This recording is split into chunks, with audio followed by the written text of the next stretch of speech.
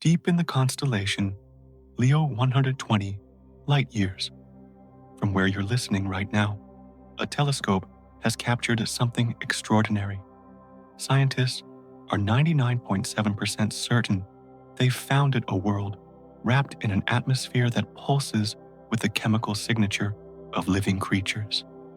This is the story of humanity's greatest discovery. Tonight, we'll journey to that distant world together, and if this story finds you curious, you're welcome to stay a little longer. Maybe leave a quiet, like a soft subscribe, or just listen. Let's begin. The data arrived on a Tuesday morning in December at Cambridge University in a quiet office where the only sound was the hum of computers processing terabytes of information. Niku Madhusudan sat alone. The screen before him glowed with wavelengths of light that had traveled 120 years through the darkness of space to reach Earth. Outside his window, the world moved on, students hurrying to lectures, cars navigating narrow streets, life continuing in its ordinary rhythm. But inside that small room, something extraordinary was about to unfold. The infrared light on his screen came from a world in the constellation Leo, a planet designated K2-18b. The James Webb Space Telescope had captured this light as it filtered through the atmosphere of an alien world, and now, after months of careful observation and analysis, the data was finally complete. Madhusudan had been studying exoplanet atmospheres for years, hunting for the chemical signatures that might indicate life beyond Earth. He had seen countless spectra, analyzed thousands of data points, learned to distinguish signal from noise with the precision of a master craftsman. But what he saw now made his hands tremble. There, embedded in the spectrum, was a signature that shouldn't exist, a molecular fingerprint so distinctive, so intimately connected to biological processes that finding it in an alien atmosphere was like discovering a neon sign advertising life itself. The wavelengths formed a pattern he recognized immediately, the unmistakable signature of dimethyl sulfide, a molecule that on Earth is produced exclusively by living organisms. It wasn't just a faint trace that could be dismissed as noise or contamination. The signal was strong, clear, undeniable. Madhusudan ran the analysis again, then again, checking and rechecking his calculations. Each time the result was the same. The probability calculations appeared on his screen, a 99.7% confidence level. Only 3 chances in 1,000 that this was a mistake. The implications hit him like a physical blow, like opening an email and finding the message you've waited your entire life to receive, except the sender lives 120 light years away and the letter took 120 years to arrive. The coffee on his desk had gone cold 2 hours ago, but who cared about coffee when the universe had just placed a phone call? This was the moment every scientist dreams of, the discovery that comes once in a generation, or perhaps once in the entire history of a civilization. If this data was confirmed, if the signal held up under scrutiny from the global scientific community, then everything would change. Humanity's cosmic loneliness, the existential solitude that had haunted our species since we first looked up at the stars and wondered if anyone was looking back, was about to end. We would no longer be alone in the universe. Madhusudan's mind raced through the implications. This wasn't just about finding life. It was about understanding that life was possible in conditions we'd barely begun to imagine. K218b wasn't an Earth twin. It was something stranger, more alien, more wonderful. A super-Earth wrapped in a hydrogen-rich atmosphere, orbiting a red dwarf star with temperatures and pressures nothing like our home world. Yet somehow, impossibly beautifully, life had found a way to emerge and thrive there. He thought about the chain of events that had led to this moment, the decades of technological development that produced the James Webb Space Telescope, the years of planning, the countless scientists and engineers who had worked to make this observation possible, the light itself, which had left K218b in 1905 when Teddy Roosevelt was president and humanity had barely learned to fly, now arriving to deliver the most important message in history. The finding would need to be verified, peer-reviewed, confirmed by independent observation. But the data was solid. The 99.7% confidence level wasn't just impressive, it was as certain as scientific discoveries get. Like finding a letter from a lost friend, except this friend lives in a completely different world, and the letter took 120 years to arrive, carrying across the void the chemical breath of an alien biosphere. Madhusudan realized that history would remember this Tuesday morning. The moment would be taught in schools, referenced in textbooks, marked as the dividing line before and after. Before we knew we were alone, after we discovered we never were. He took a breath, steadied his hands, and began to write the report that would change everything. And this discovery, this single molecular signature, detected across 120 light years of space, would open the door to understanding the world that produced it. Let's journey there now.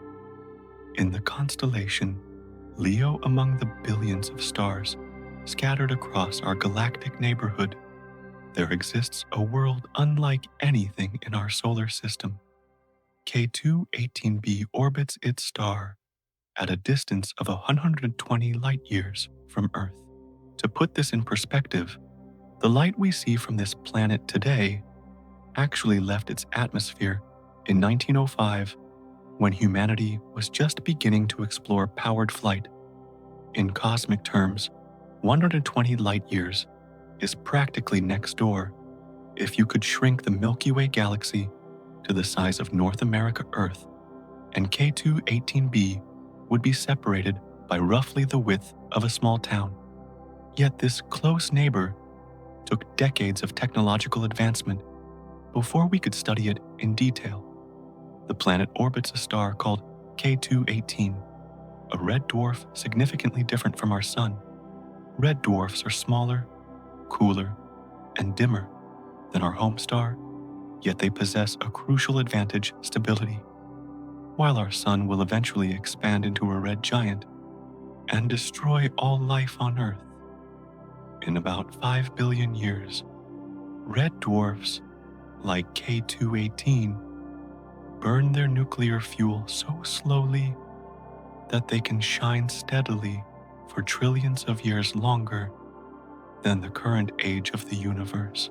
While our sun will live for about 10 billion years, total red dwarfs can shine for up to 10 trillion years, 1,000 times longer.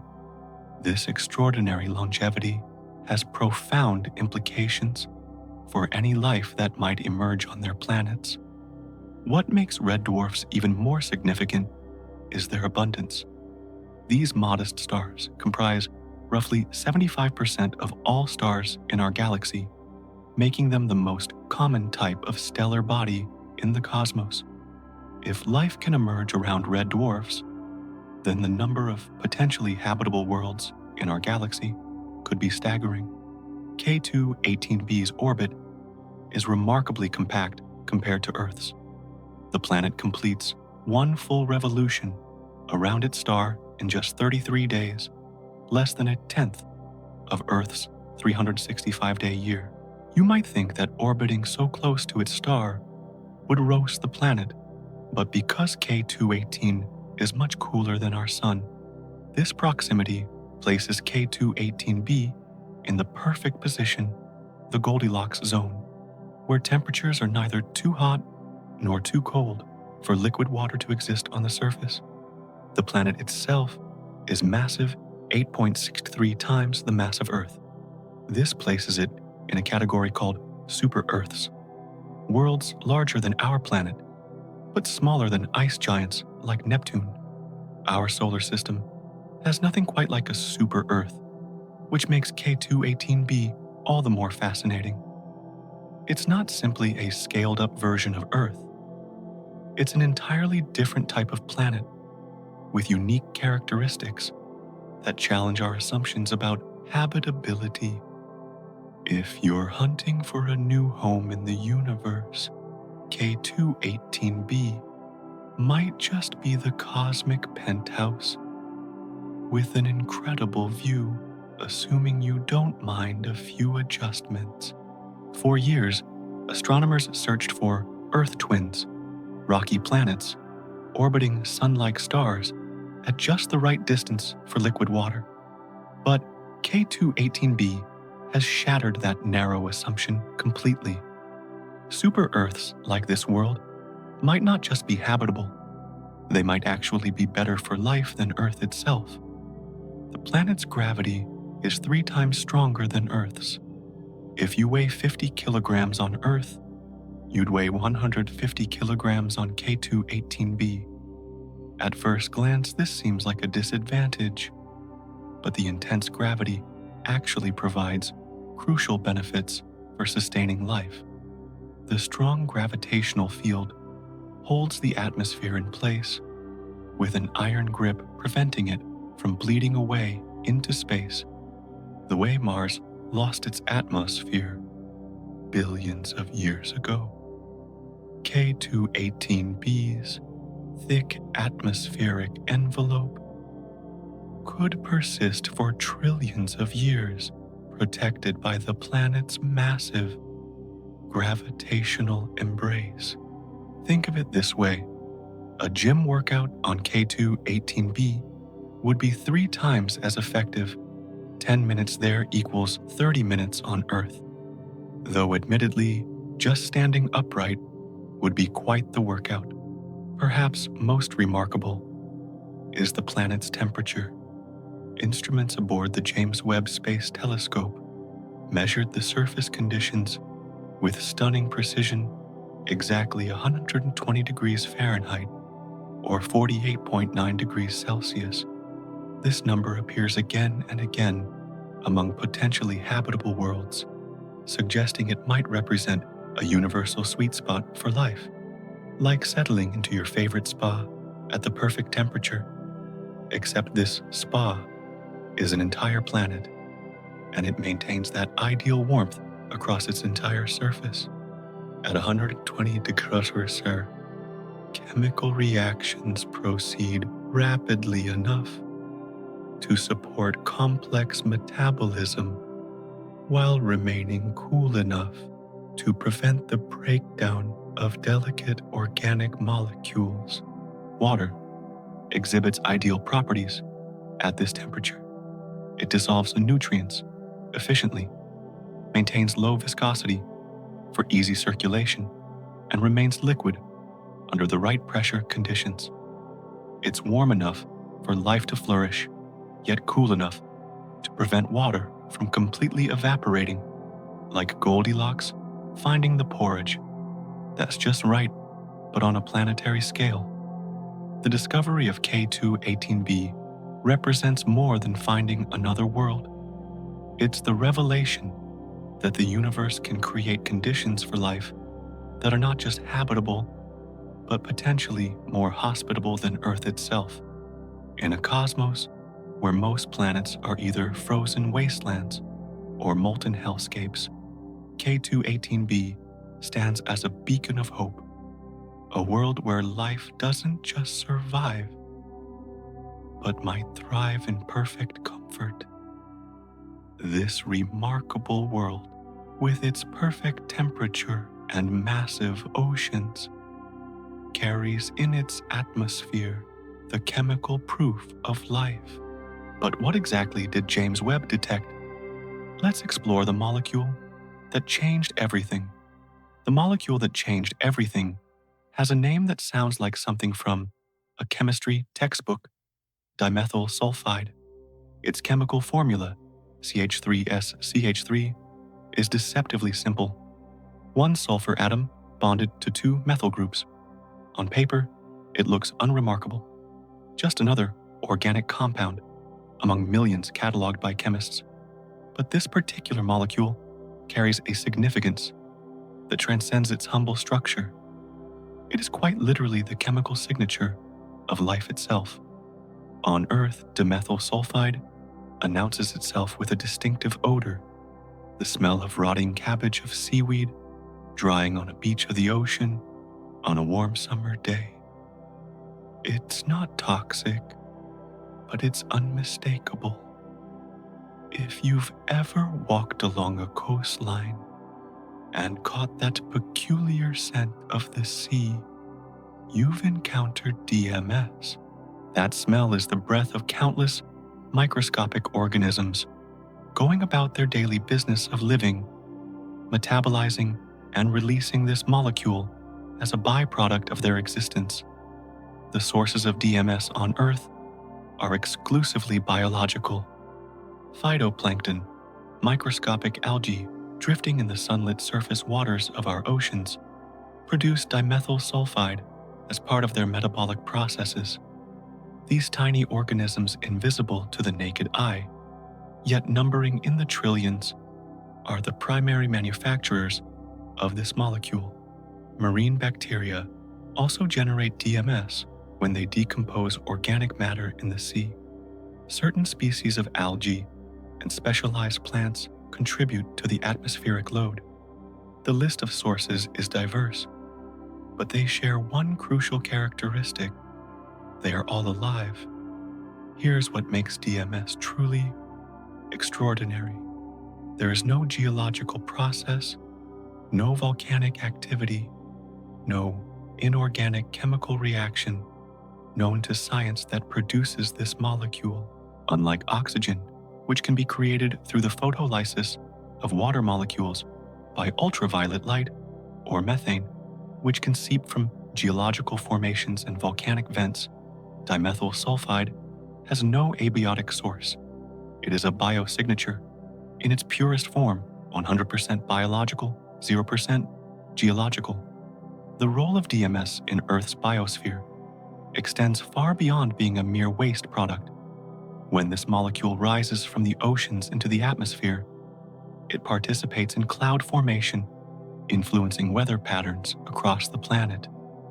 It's an integral component of the global sulfur cycle, connecting the chemistry of the oceans with the chemistry of the sky.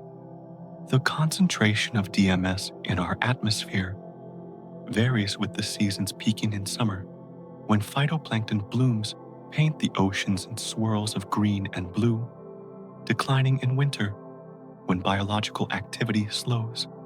Just as every person has a unique fingerprint that cannot be duplicated, DMS is the fingerprint of life in the universe. This molecular signature cannot be forged by lifeless chemistry. Why is DMS the perfect biosignature? The answer lies in four compelling reasons. First, only living organisms produce it. There are no false positives from geological processes to confuse the signal. Second, creating DMS requires complex enzymes that must evolve over time, indicating that any life producing it has achieved a certain level of biochemical sophistication. Third, unlike oxygen or methane, which can be generated through non-biological means, DMS has no such ambiguity. And fourth, perhaps most tellingly, DMS breaks down rapidly in the atmosphere.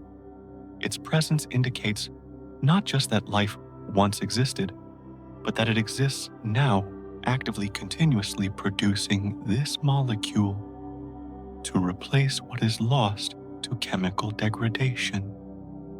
When James Webb detected DMS in the atmosphere of K2218b, the implications were staggering. The concentration wasn't a faint trace that might be dismissed as instrumental noise or contamination. It was extraordinarily high, so abundant that it could be detected across 120 light-years of space through the cosmic void, arriving at Earth as a clear, unmistakable signal. To put this in perspective, the concentration of DMS on K218b appears to be orders of magnitude higher than what we observe on Earth. What does this mean? The biosphere of K218b must be enormous. Life there isn't just clinging to existence in isolated pockets or sheltered niches. It's thriving on a planetary scale, producing dimethyl sulfide in quantities so vast that the molecule permeates the entire atmosphere, creating a signal strong enough to traverse the distance between stars. The production of DMS requires specialized enzymes, biological catalysts that have evolved over immense spans of time. On Earth, these enzymes are the product of billions of years of evolution, refined through countless generations of organisms adapting to their environment. The fact that K218b's atmosphere contains DMS suggests that life there has also evolved sophisticated biochemical pathways. This is not primitive life, just emerging from the primordial soup. This is life that has had time to develop, to diversify, to establish complex metabolic networks. On Earth, DMS smells like rotting cabbage, but on K218b, that's the sweetest scent in the universe. The smell of hope, the fragrance of life itself, drifting across the cosmic ocean to reach our instruments and our understanding.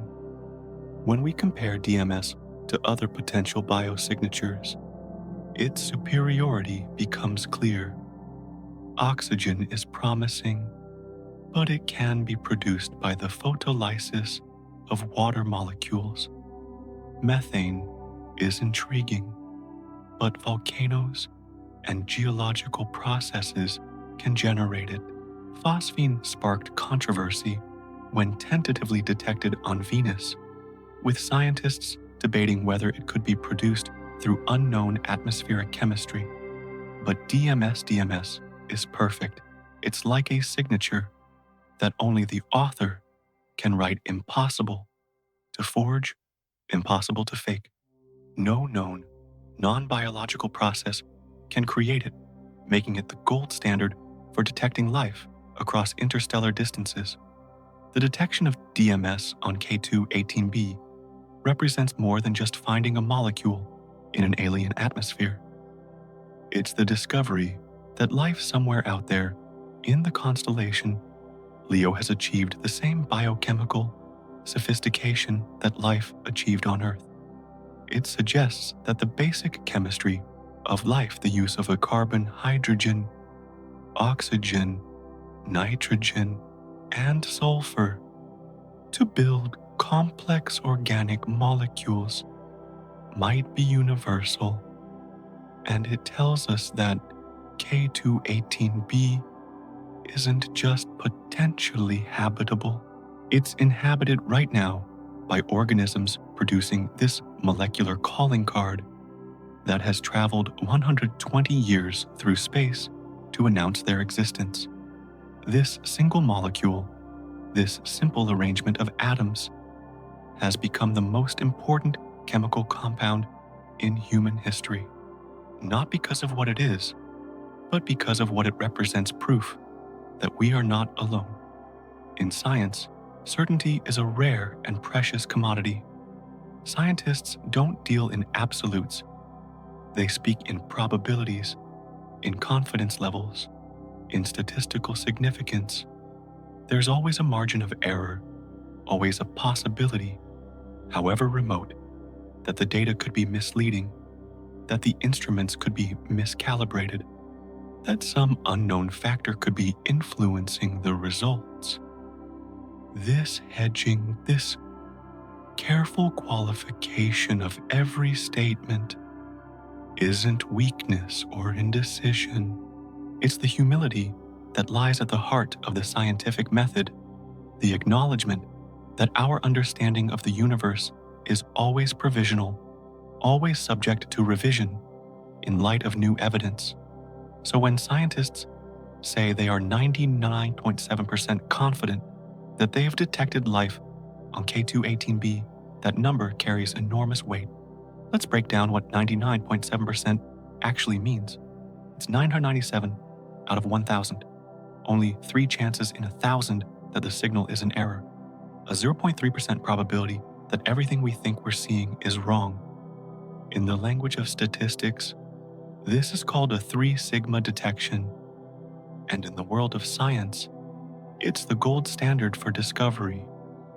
To understand the significance of this confidence level, imagine flipping a coin 1,000 times. Each flip has a 50-50 chance of landing heads or tails, straightforward probability. But what are the odds of getting heads 997 times and tails only 3 times? That probability is so infinitesimally small that it would never occur in the entire lifetime of the universe. You could flip coins for 13.8 billion years through the birth and death of stars, through the formation and dissolution of galaxies, and you would never see such a skewed result by pure chance. That's the level of statistical certainty we're talking about when we say 99.7%. If the weather forecast says there's a 99.7% chance of rain, are you bringing an umbrella? Of course you are. That's the level of confidence we have about life on K2-18b. In the technical language of statistics, sigma represents the standard deviation, a measure of how much variation exists in a data set. A 3 sigma detection means the signal is 3 standard deviations away from random noise, placing it in a realm where the probability of it being a false alarm drops to 0.3%. This is the same threshold used for some of the most important discoveries in modern science. The Higgs boson, the particle that gives other particles their mass, was confirmed at the 3 sigma level before the announcement that won the Nobel Prize in 2013. Gravitational waves, ripples in the fabric of space-time itself, predicted by Einstein a century ago, were validated at 3 sigma confidence when they were first detected in 2017. Another Nobel-worthy achievement, the discovery of exoplanets, the detection of distant galaxies, the measurement of cosmic background radiation, all rely on this same statistical standard. 3 sigma detection represents what legal systems call beyond reasonable doubt. It's not absolute certainty, nothing in science ever is, but it's as close as we can get. Reaching this level of confidence for the DMS detection on K2-18b required an extraordinarily rigorous process. First, multiple observations were conducted over several months. The James Webb Space Telescope didn't just look at K2-18b once and call it a day. It observed the planet repeatedly during multiple transits across the face of its star, accumulating data with each pass. Second, different instruments aboard Webb independently detected the same signal. When multiple independent measurement systems all report the same result, confidence grows. Third, the observations spanned months of careful monitoring, ensuring that the signal wasn't a temporary anomaly or a one-time glitch. Fourth, every single observation revealed the same DMS signature, the same characteristic pattern of infrared absorption at the same wavelengths. The consistency was remarkable. Fifth artificial intelligence systems analyzed millions of data points, searching for patterns that human observers might miss, cross-checking for systematic errors, validating the measurements with cold computational logic. And sixth, perhaps most crucially, scientists systematically eliminated alternative explanations, testing and rejecting every hypothesis that might explain the signal without invoking life. Could it be contamination from Earth? No. The instruments were specifically designed and tested to avoid such issues, and the signal's characteristics didn't match any known contaminant. Could it be an instrumental error? No multiple independent instruments on Webb detected the same signature, and the telescope's systems were functioning perfectly. Could it be some unknown atmospheric chemistry we haven't discovered yet? No extensive modeling of possible chemical reactions found no non-biological mechanism that could produce DMS in the observed concentrations. Could it be random noise that happened to mimic a DMS signature? No, the signal was too strong, too consistent, too perfectly matched to the known spectroscopic fingerprint of dimethyl sulfide. One by one, every alternative explanation was tested and eliminated. The only hypothesis that fit the data was the one that seemed almost too extraordinary to believe living organisms on K2-18b are producing dimethyl sulfide. In daily life, we're rarely 99.7% certain about anything. But regarding life on K2-18b, we're more certain than we are that tomorrow will have 24 hours. The significance of this statistical certainty becomes even clearer when compared to other exoplanet discoveries. Most detections of molecules in exoplanet atmospheres are reported at the 2 sigma level, roughly 95% confidence or even lower. These are published in scientific journals, discussed at conferences, but always with appropriate caveats. The detection of DMS on K2-18b at 3 sigma confidence represents a quantum leap in exoplanet science. Never before has a biosignature been detected with this level of statistical certainty on a world beyond our solar system. When scientists say they're 99.7% confident about something, they're making a statement as reliable as any fact in science. This is the same level of certainty we have about the structure of DNA, the double helix that encodes the instructions for life. It's as solid as Einstein's theory of relativity, which has been tested and confirmed thousands of times over the past century. It's as established as the age of the universe, 13.8 billion years, calculated through multiple independent methods that all converge on the same answer. The 99.7% confidence level represents a fundamental shift in how we discuss life beyond Earth. We are no longer wondering whether life exists elsewhere in the universe. We are no longer speculating about the possibility. We know. The data is in the statistics are clear, and the conclusion is unavoidable. Life exists on K2-18b. You could bet your entire fortune on this number, and you'd sleep soundly, knowing your odds are better than almost anything else in the universe. This confidence doesn't mean there won't be further verification. Science is a process of continuous refinement, and other telescopes will observe K2-18b to confirm and extend Webb's findings. But the foundation is solid. The 3 sigma detection stands on firm ground, built from months of observations, multiple independent instruments, sophisticated data analysis, and the systematic elimination of alternative explanations. The number 99.7% will be remembered in the history of science.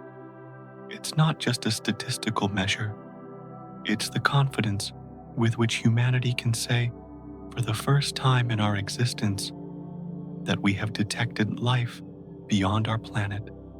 It's the certainty that ends cosmic loneliness, that transforms our understanding of our place in the universe, that opens a new chapter in the story of life itself. And now, having established both what we found and how certain we are, we must understand the unique nature of the world where this life exists.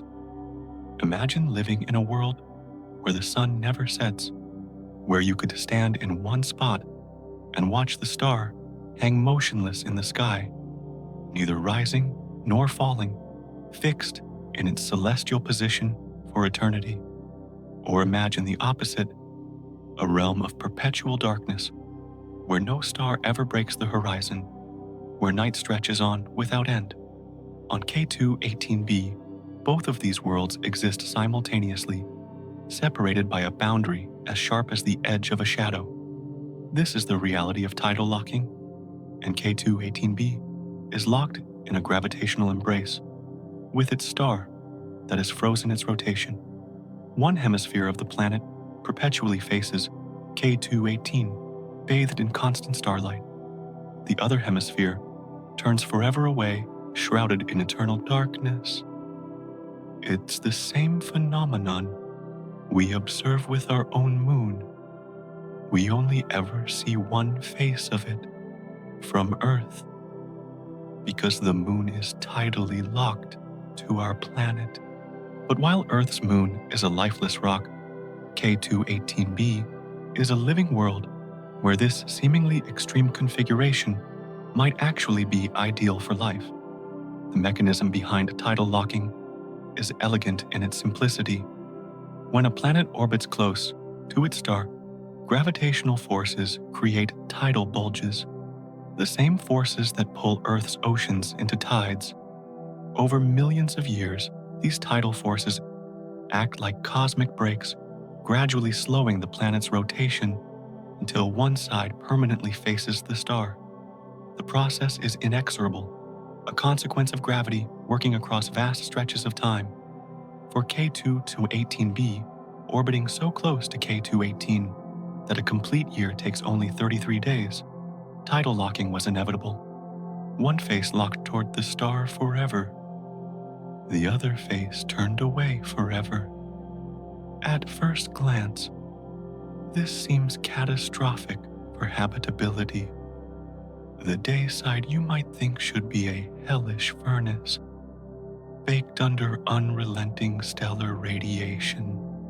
The night side should be a frozen wasteland, cut off from all warmth and light. The temperature difference between the two hemispheres should be so extreme that no life could possibly survive. But K2-18b defies these expectations in the most beautiful way possible. The day side receives constant illumination from K2-18, yes. But remember, this is a red dwarf star, much cooler and dimmer than our sun. The radiation is gentle, persistent, but not overwhelming.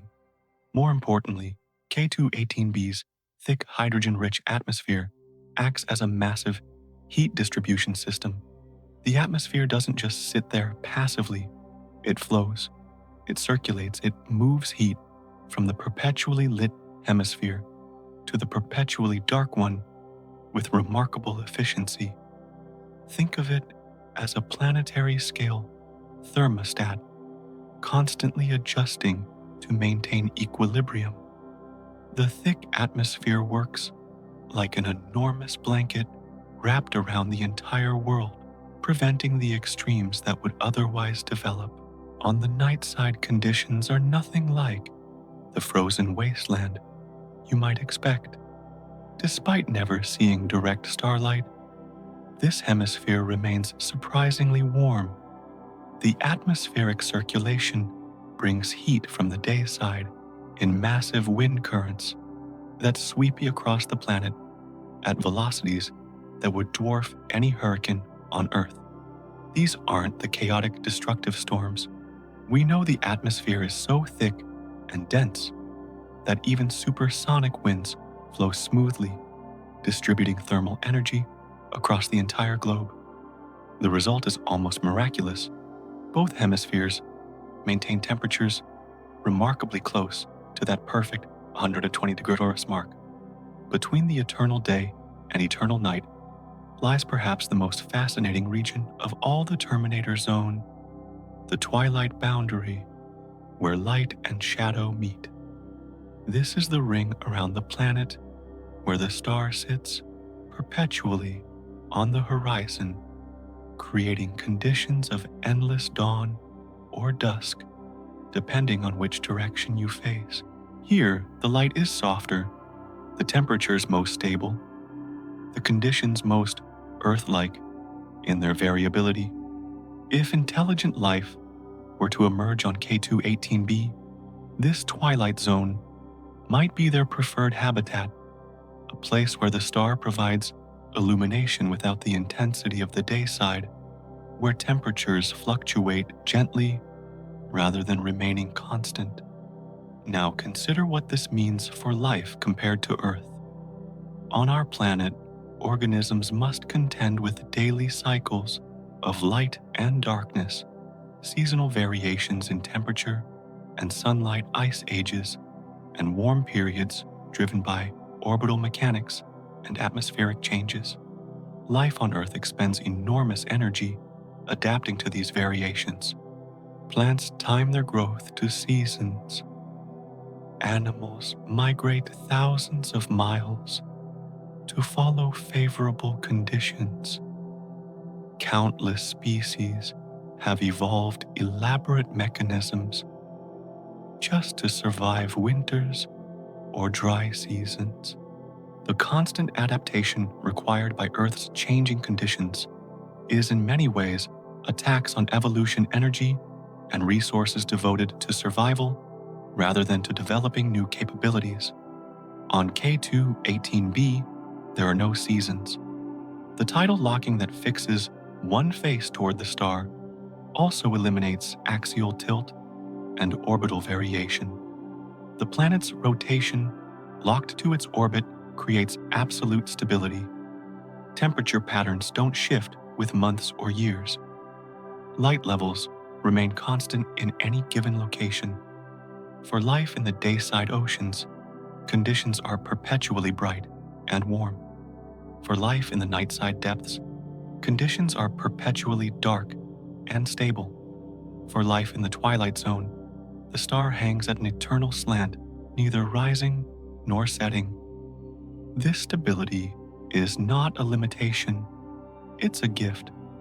Life doesn't need to develop defensive mechanisms against seasonal stress. Organisms don't need to migrate, hibernate, or store energy for lean times. Instead, all that biological energy can be directed toward growth, reproduction, complexity, and evolutionary innovation. A world without seasons is a world where life can focus on becoming more sophisticated rather than more resilient to environmental fluctuations. The diversity of habitats on a tidally locked world is also remarkable. The dayside oceans might support photosynthetic organisms, the K2-18b equivalent of algae, or plants converting starlight and dissolved gases into organic matter. The night side could harbor chemosynthetic life organisms that derive energy from chemical reactions rather than light, similar to the extraordinary ecosystems found around deep-sea hydrothermal vents on Earth. The twilight zone offers a middle ground where both strategies might coexist, creating an interface between different biochemical worlds. And everywhere throughout all these zones, the planet's massive oceans distribute heat, nutrients, and dissolved gases. Water is an extraordinary medium for heat and transport, far more efficient than air. The circulation of K2-18b's ocean currents, driven by temperature gradients between hemispheres, ensures that even the deepest, darkest waters remain at life-friendly temperatures, life could exist anywhere in this global ocean, from the sunlit surface of the day side to the lightless, abyssal depths of the night side. Imagine living in a place where the sun never moves, no dawn, no sunset, no passage of days marked by celestial motion. On the day side, you wouldn't need an alarm clock. The star is always there, unchanging. On the night side, you could sleep as long as you wished, wrapped in eternal darkness. For human psychology, this might seem alien and disorienting. But for life that evolved in these conditions, it would be the only reality they'd ever known, and perhaps a more comfortable reality than our own world of constant change. This is the paradox of K218b. What seems like an extreme inhospitable configuration is actually a recipe for long-term stability and diverse habitats. The tidal locking that appears to split the world into incompatible extremes instead creates a perfect balance, a world where the thick atmosphere and vast oceans smooth out differences and maintain conditions ideal for life across the entire globe. It's not just habitable. It might be better designed for life than Earth itself. Let's pause for a moment and consider what we've discovered together in this first chapter of the greatest story ever told. We began with a Tuesday morning in December, with a scientist staring at a computer screen in a quiet Cambridge office.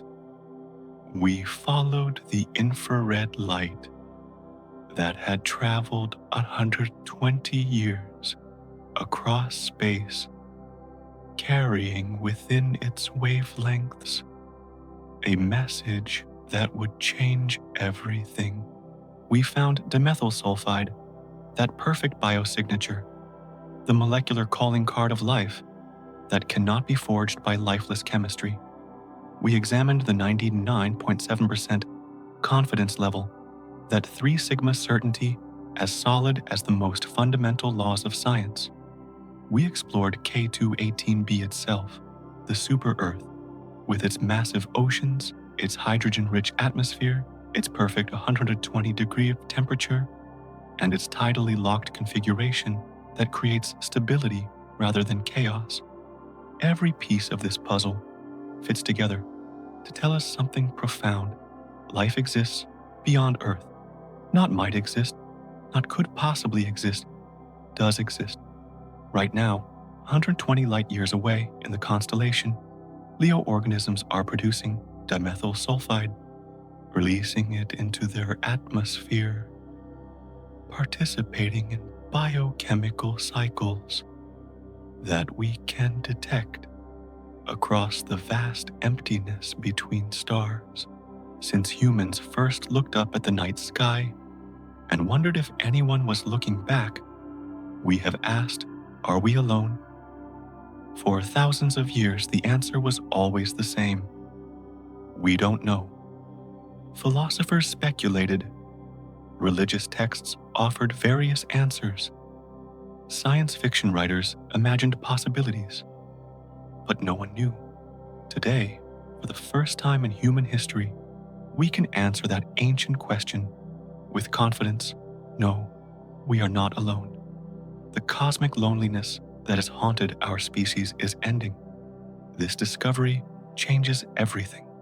In science, we now know that biology is not unique to Earth, but is likely a universal phenomenon wherever conditions permit.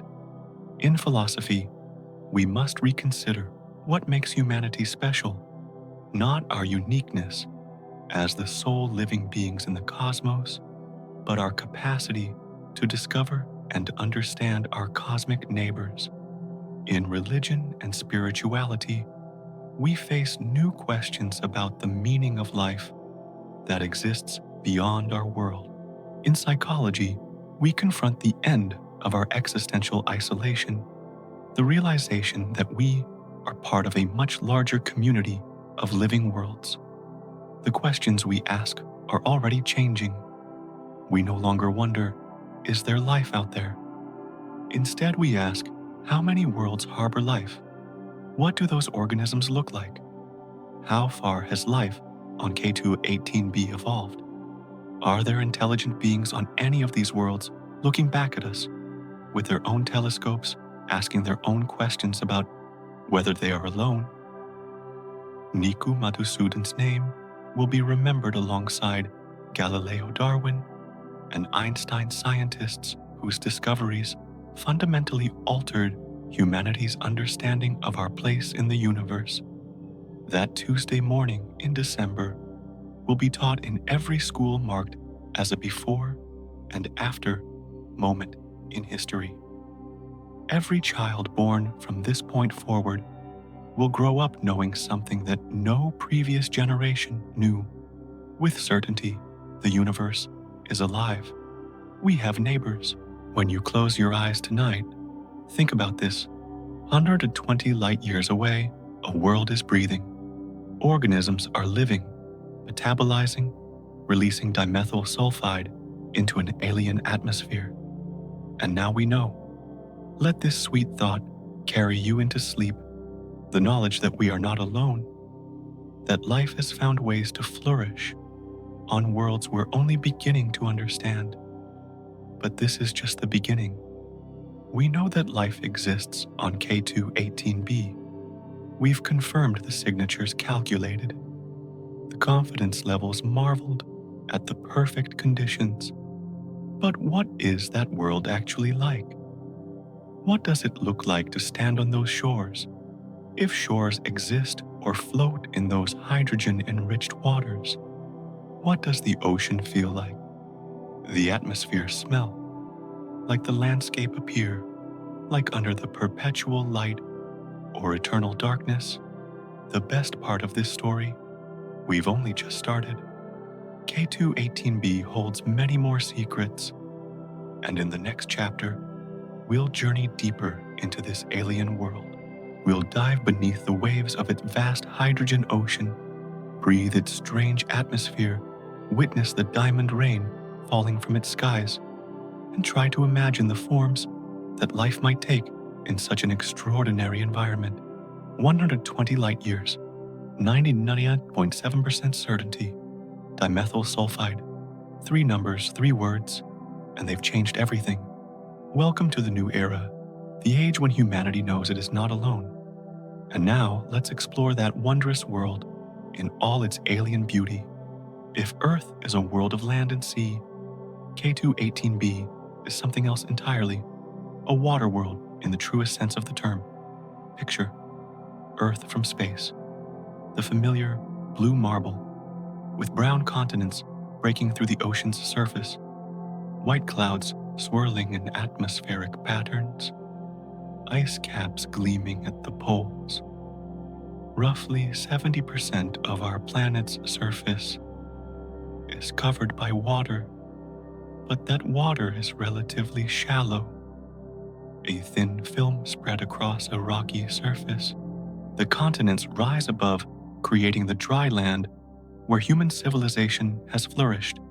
Mountains pierce the sky, valleys cut through the landscape. The division between land and sea defines our world's geography.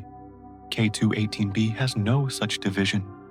There are no continents rising above the waves, no mountains to climb, no beaches where ocean meets shore, no islands dotting the seascape, just water, and more water stretching from one horizon to the other, wrapping around the entire planet in a globe-spanning ocean that has no end.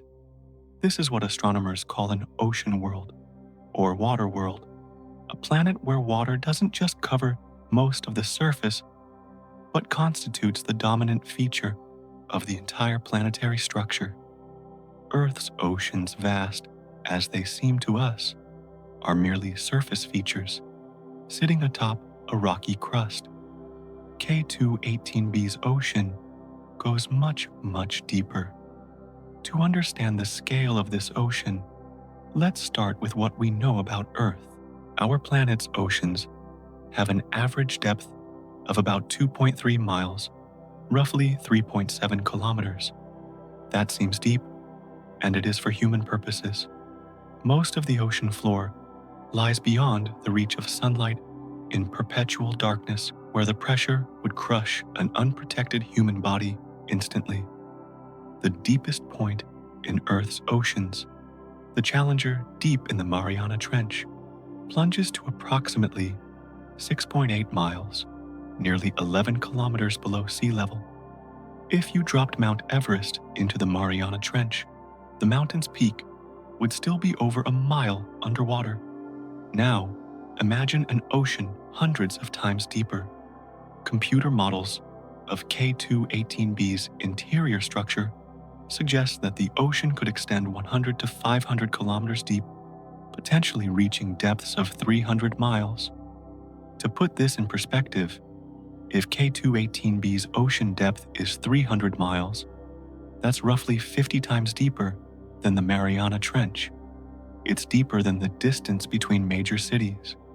It's approaching the thickness of Earth's entire crust and upper mantle. This isn't just an ocean, it's an aquatic realm of almost incomprehensible scale. The volume of water is equally staggering. Earth's oceans contain approximately 350 million cubic miles of water. All the seas, all the surface water, all the moisture that makes our world blue when viewed from space. K2-18b's ocean is estimated to contain 1,000 times that volume. Take every drop of ocean water on Earth, every freshwater lake and river, every glacier and ice sheet, multiply it all by 1,000, and you begin to approach the water content of K2-18b. This is the largest known reservoir of liquid water outside our solar system, a cosmic ocean that dwarfs anything we've encountered in our exploration of the planets around our own sun. Imagine a swimming pool with no bottom, no edges, never running dry. Now multiply that by 1,000 times Earth's size. That's the ocean of K2-18b. But this ocean isn't simply scaled-up seawater. Its chemistry is unique, shaped by the planet's hydrogen-rich atmosphere in ways that create conditions unlike anything in Earth's oceans. On Earth, pure water remains liquid between 0 degrees C and 100 degrees C at standard atmospheric pressure, a relatively narrow temperature range of 100 degrees. But K2-18b's ocean isn't pure water. The hydrogen that dominates the atmosphere doesn't just float above the surface, it dissolves into the ocean itself, creating a solution of H2O mixed with H2. This hydrogen-enriched water exhibits properties that pure water cannot match. The dissolved hydrogen extends the temperature range over which the water remains liquid dramatically. This H2OH2 solution can stay liquid from approximately 18 degrees all the way up to 300 degrees, a range 3 to 4 times broader than pure water. Like adding a special ingredient to milk, except here we're adding hydrogen to water, and the result is a formula perfectly suited for life. The implications are profound, even at the crushing pressures and elevated temperatures found at great depths. This hydrogen-water mixture maintains properties that could support biological processes. The dissolved hydrogen also acts as a natural pressure buffer. On Earth, diving to extreme depths is limited by the rapidly increasing pressure. At 10 kilometers depth, about the depth of the Mariana Trench, the pressure is roughly 1,000 times atmospheric pressure at sea level, enough to crush most submarines like tin cans. Yet in K2-18b's hydrogen-enriched ocean, the dissolved hydrogen creates a buffering effect that causes pressure to increase more gradually with depth. Think of it as having a built-in anti-compression agent throughout the water.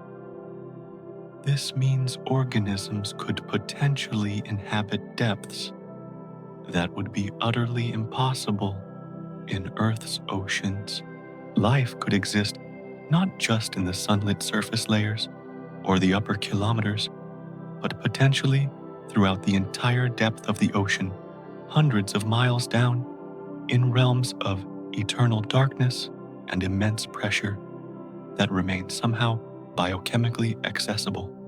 The hydrogen dissolved in K2-18b's ocean serves another crucial function. It's a potential energy source. On Earth, hydrogen metabolizing bacteria exist, but they're relatively rare. The reason is simple. Earth's atmosphere contains almost no molecular hydrogen, less than 0.0005% of the total. These hydrogen-eating bacteria must scrape by on the tiny amounts of H2 produced by geological processes or other organisms. They're like people trying to make a living in an economy where money barely exists. On K2-18b, hydrogen is everywhere. It dominates the atmosphere and saturates the ocean. For organisms that can metabolize hydrogen, this world is paradise, an unlimited buffet of energy. Just as fish extract dissolved oxygen from water through their gills, organisms on K2-18b could extract dissolved hydrogen for energy. The biochemistry would be different from Earth life, but the principle is the same: harvest chemical energy from the environment to power the processes of life. The metabolic possibilities are fascinating. On Earth, photosynthesis follows a familiar equation: carbon dioxide plus water plus sunlight yields glucose plus oxygen. But on K2-18b, a different equation might dominate: carbon dioxide plus hydrogen yields methane plus water through a process called chemosynthesis. This reaction doesn't require sunlight. It can occur in complete darkness deep in the ocean, where no star's light has ever penetrated. Life powered by hydrogen could flourish throughout the entire water column, from the sun-warmed surface to the abyssal depths, independent of stellar radiation.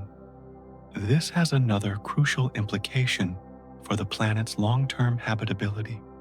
Earth is slowly losing its atmosphere to space. Every second, tons of hydrogen and helium escape from the upper atmosphere into the void, never to return. Over geological time, this atmospheric erosion will eventually leave Earth as airless as Mars. But K2-18b has a solution. Its ocean serves as a massive atmospheric reservoir.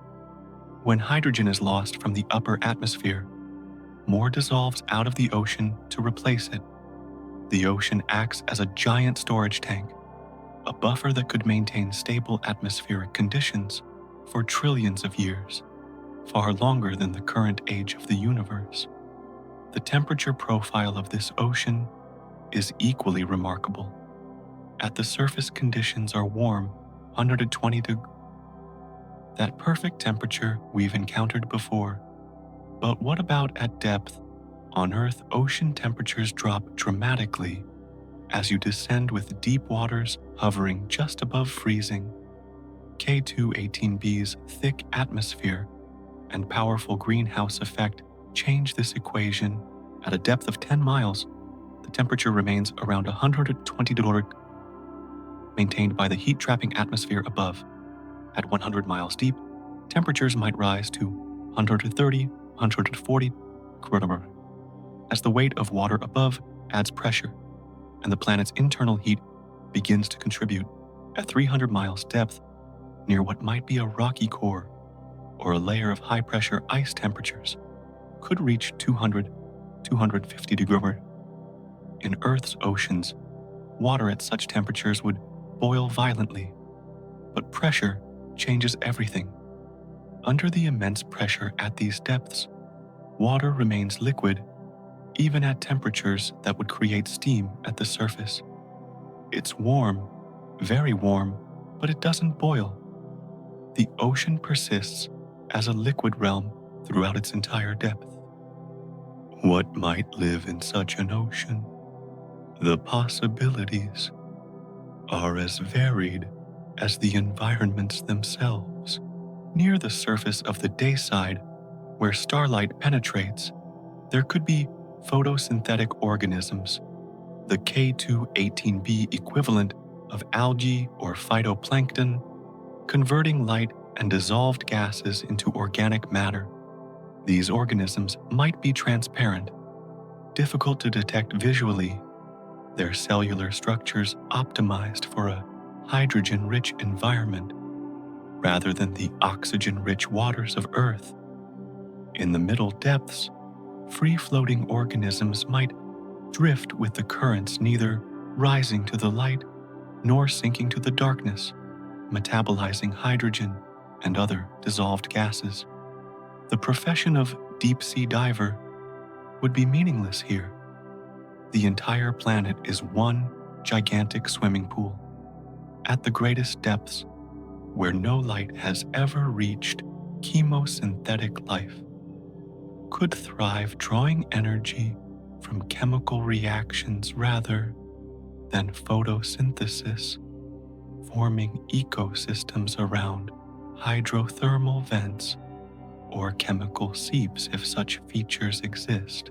And everywhere throughout all these zones, the ocean would be in motion, currents driven by temperature differences between the day side and night side, by the planet's rotation, by convection from below, all would mix and circulate, the water distributing heat nutrients and dissolved gases throughout the global ocean, an ocean hundreds of miles deep, where life could dance at every depth from the sunlit surface to the dark abyss, all maintained at temperatures conducive to biological chemistry, all protected by the immense gravitational field that holds this water world together. This is not just a planet with oceans. This is an ocean that happens to be shaped into a sphere wrapped in an atmosphere orbiting a star. A boundless, aquatic realm where life has room to evolve, diversify, and flourish in ways that Earth's relatively shallow seas could never permit. Above the endless ocean hangs an atmosphere utterly unlike Earth's sky, a vast envelope of hydrogen and helium that wraps K2-18b in a cosmic blanket thousands of kilometers thick. Let's start with a comparison. Earth's atmosphere is primarily nitrogen, comprising 78% of the air we breathe, with oxygen making up 21%, and trace gases accounting for the remaining 1%. This nitrogen-oxygen mixture is relatively thin. The atmosphere extends perhaps 100 kilometers above the surface, before thinning out into the near vacuum of space. It's substantial enough to support life and weather, but is essentially a thin shell around our rocky planet. K2-18b's atmosphere is nothing like this. Hydrogen and helium, the lightest elements in the universe, dominate the composition. Oxygen is virtually absent. Nitrogen is scarce. This is an atmosphere more similar to what you'd find around gas giants like Jupiter or Saturn, except K2-18b has a solid surface or deep ocean beneath it. Astronomers call this type of atmosphere gas giant light. The atmosphere of a giant planet wrapped around a smaller, potentially habitable world. The thickness of this atmosphere is staggering. While Earth's atmosphere reaches 100 kilometers before transitioning to space, K2-18b's atmosphere extends thousands of kilometers above the surface. The atmospheric pressure at sea level could be 10 to 100 times higher than Earth's surface pressure. Standing on a platform at the ocean surface, if such a thing were possible, would feel like being 100 meters underwater on Earth. The air would be thick, heavy, pressing down with enormous force. You know the cozy feeling of being wrapped in a warm blanket on a winter night, not too hot, not too cold, just right. That's what K2-18b's entire planet experiences, swaddled in its thick hydrogen envelope. Yet this seemingly extreme condition is actually beneficial for life in multiple ways. First, despite being the lightest element, hydrogen creates a remarkably thick protective layer. The sheer volume of gas provides insulation and protection that a thin atmosphere could never achieve. Second, hydrogen is extraordinarily effective at trapping heat through the greenhouse effect, but in a carefully calibrated way that we'll explore in a moment. Third, as we've discussed, hydrogen can serve as an energy source for metabolism. And fourth, perhaps most critically, this thick hydrogen envelope shields the surface from dangerous radiation. The greenhouse effect gets a bad reputation on Earth, where increasing carbon dioxide is driving climate change. On Venus, the greenhouse effect has run completely out of control. A thick atmosphere of carbon dioxide traps so much heat that surface temperatures reach 900 degrees hot enough to melt lead. The planet's surface is a hellish inferno where nothing could possibly survive. But K2-18b's hydrogen atmosphere creates what might be called a reverse or perfectly calibrated greenhouse effect. The atmosphere traps heat, yes, but not excessively. Hydrogen doesn't grip heat as tightly as carbon dioxide does. Instead, it provides just enough insulation to maintain that perfect 120 degrees temperature without allowing the planet to become a runaway hothouse. It's like a wool blanket in autumn, warm enough to be comfortable, light enough to avoid overheating. The universe has apparently found the just right setting and hit copy multiple times, producing numerous worlds that cluster around this ideal temperature. The heat distribution efficiency of this atmosphere is nothing short of remarkable. Remember that K2-18b is tidally locked with one hemisphere, perpetually facing the star, and the other in eternal darkness. On a planet with a thin atmosphere like Mars, this would create temperature extremes of hundreds of degrees between the day side and night side. On Earth, even with our relatively substantial atmosphere, day-night temperature differences can reach 40-50 degrees Celsius in some regions. On K2-18b, the temperature difference between the perpetually lit hemisphere and the eternal night hemisphere is only about 5 to 10 degrees Celsius. That's extraordinary. The thick atmosphere acts as a massive heat transport system, moving thermal energy from the warm side to the cool side with remarkable efficiency. This heat transport is accomplished by winds of almost unimaginable power. Hot air rises on the day side, flows at high altitude toward the night side, cools and descends, then flows back toward the day side. At lower altitudes, a massive convection cell that encompasses the entire planet. The wind speeds in this circulation could reach thousands of kilometers per hour, equivalent to a Category 10 hurricane, or beyond on Earth's scale. But here's the crucial difference. Because the atmosphere is so thick and dense, these supersonic winds don't feel like hurricanes at all. It's like being deep underwater, where even strong currents flow smoothly and gently.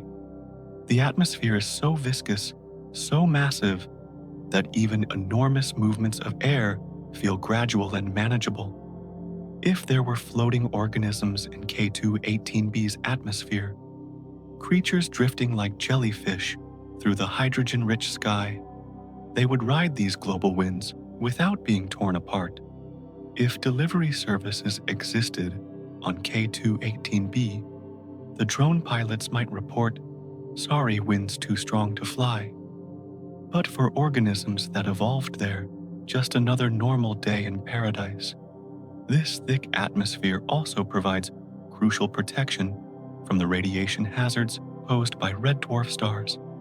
K2-18, like many red dwarfs, produces stellar flares, sudden violent eruptions that can increase the star's energy output by factors of 1,000 or more for hours or even days.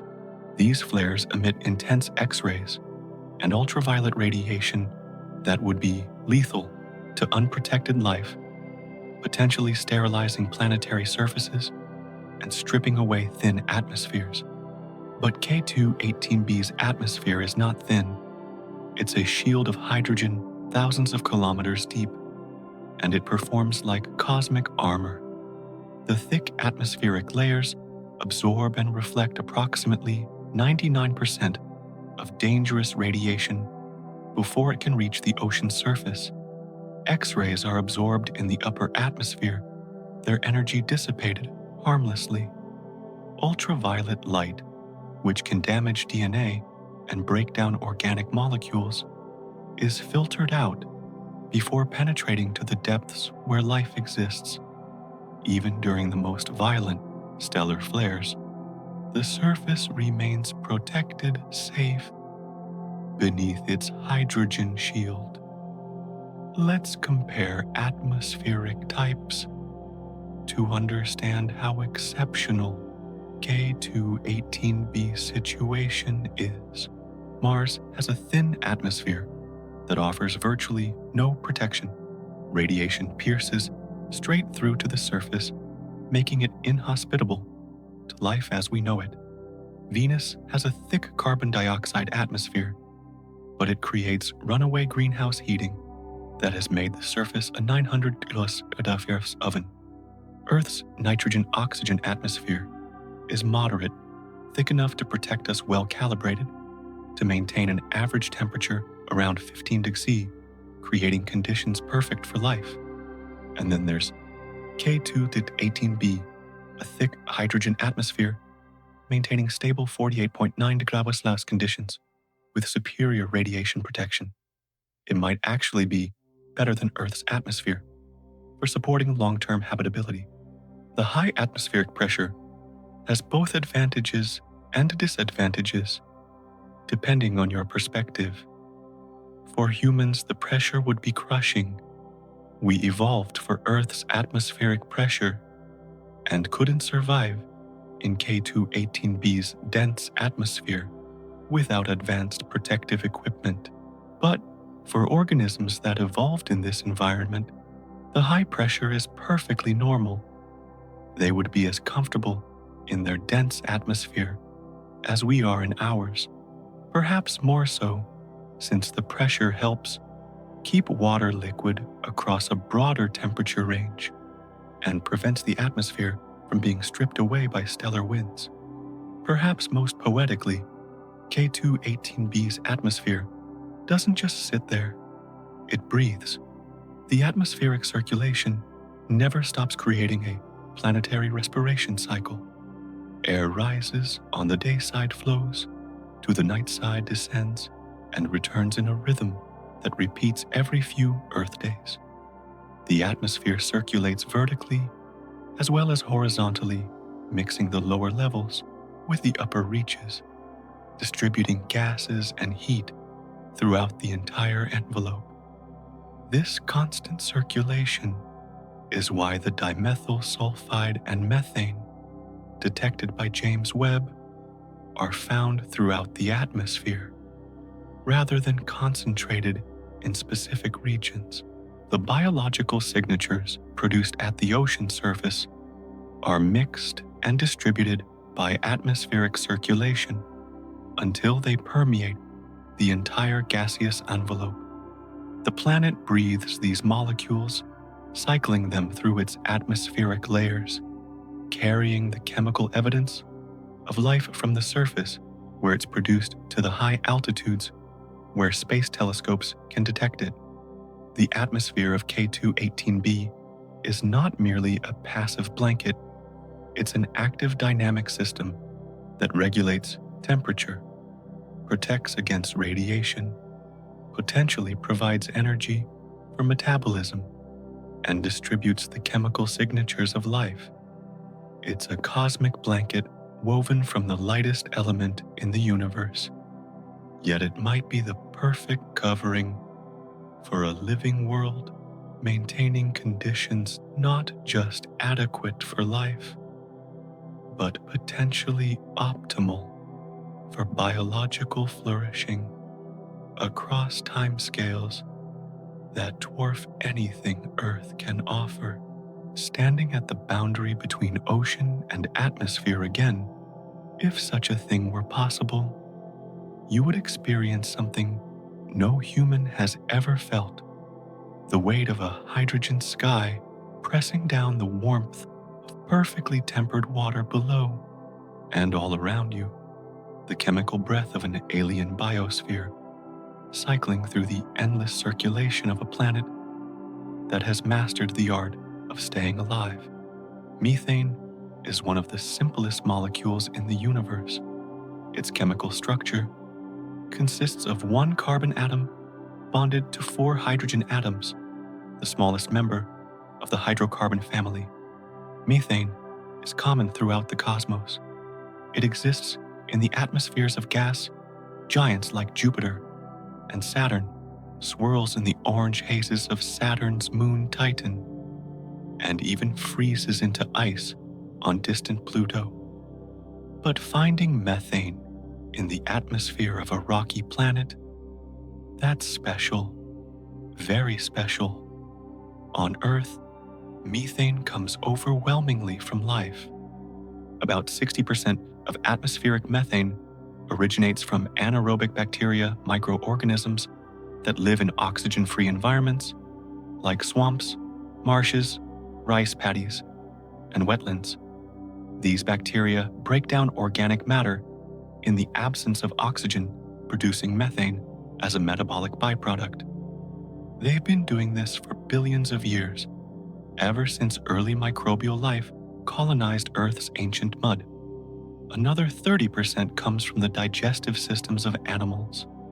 Cattle, sheep, goats, and termites all harbor methane-producing bacteria in their guts. These microbes help break down the cellulose in plant matter, releasing methane in the process. A single cow produces approximately 100 kilograms of methane per year, enough that livestock farming has become a significant contributor to Earth's greenhouse gas budget. About 5% comes from plants and soils. Certain types of trees produce small amounts of methane. Wet soils release it, and a small fraction, perhaps 5%, comes from geological sources, volcanic emissions, seeps from underground natural gas deposits, cracks in the Earth's crust that release ancient methane trapped in rock formations. The overwhelming dominance of biological sources is clear. When you detect methane in Earth's atmosphere, you're almost certainly detecting the chemical signature of life. But here's the critical problem. Methane doesn't last long in planetary atmospheres. When methane molecules drift up into the upper atmosphere and encounter ultraviolet light from the sun, the UV photons break the chemical bonds. The methane molecule falls apart, typically converting into carbon dioxide and water. This photochemical destruction is efficient and relentless. The average lifetime of a methane molecule in Earth's atmosphere is only about 10 years. Think about what this means. If all methane production on Earth suddenly stopped, if every bacterium, every cow, every termite, every plant ceased releasing methane, the atmospheric methane concentration would plummet. Within a century, almost all of it would be gone, broken down by sunlight, into other molecules. The fact that Earth's atmosphere contains persistent methane is proof of ongoing production. Something must be continuously generating methane to replace what's being destroyed. That something is life. Now consider K2-18b. James Webb Space Telescope detected methane in the planet's atmosphere. Not trace amounts, not barely detectable whispers, but significant concentrations. The signal was strong, clear, unmistakable. Methane is there in abundance. But K2-18b orbits a star. That star emits ultraviolet light. The UV photons strike K2-18b's atmosphere, just as they strike Earth's, breaking down methane molecules. The destruction should be happening continuously. The methane should be disappearing, yet it persists. In large quantities. There's only one logical conclusion. Something on K2-18b is producing methane, continuously replenishing what's lost to photochemical destruction. The planet is breathing methane into its atmosphere in real time. Like breath is to humans, methane is to K2-18b, an involuntary sign of living processes. You can't fake breathing. K2-18b is breathing methane. The calculations are revealing. Scientists can estimate how much methane is present in K2-18b's atmosphere from the spectroscopic observations. They can calculate how quickly that methane should be destroyed, based on the star's UV output and the atmospheric chemistry. When you compare production to destruction, the numbers tell a story. The source producing methane on K2-18b must be extraordinarily powerful, potentially hundreds of times more productive than all Earth's methane sources combined. This isn't a small seep. This isn't a few scattered bacteria. This is a biosphere exhaling methane on a planetary scale. What kind of organisms could be producing this methane? Several possibilities emerge, each more fascinating than the last. Hypothesis 1. Methanogens organisms, similar to Earth's methane-producing bacteria, but existing in vastly greater numbers. These microbes would live in the ocean, perhaps in the upper layers, perhaps in the depths, perhaps distributed throughout the entire water column. They would use hydrogen and carbon dioxide, both plentiful on K2-18b, to produce methane and water through a metabolic pathway called methanogenesis. The reaction is elegantly simple. 4 hydrogen molecules combine with 1 carbon dioxide molecule to create 1 methane molecule plus 2 water molecules. The organisms gain energy from this reaction, and methane bubbles up into the atmosphere as a waste product. Hypothesis: 2 organisms, completely unlike anything on Earth, adapted to breathe methane.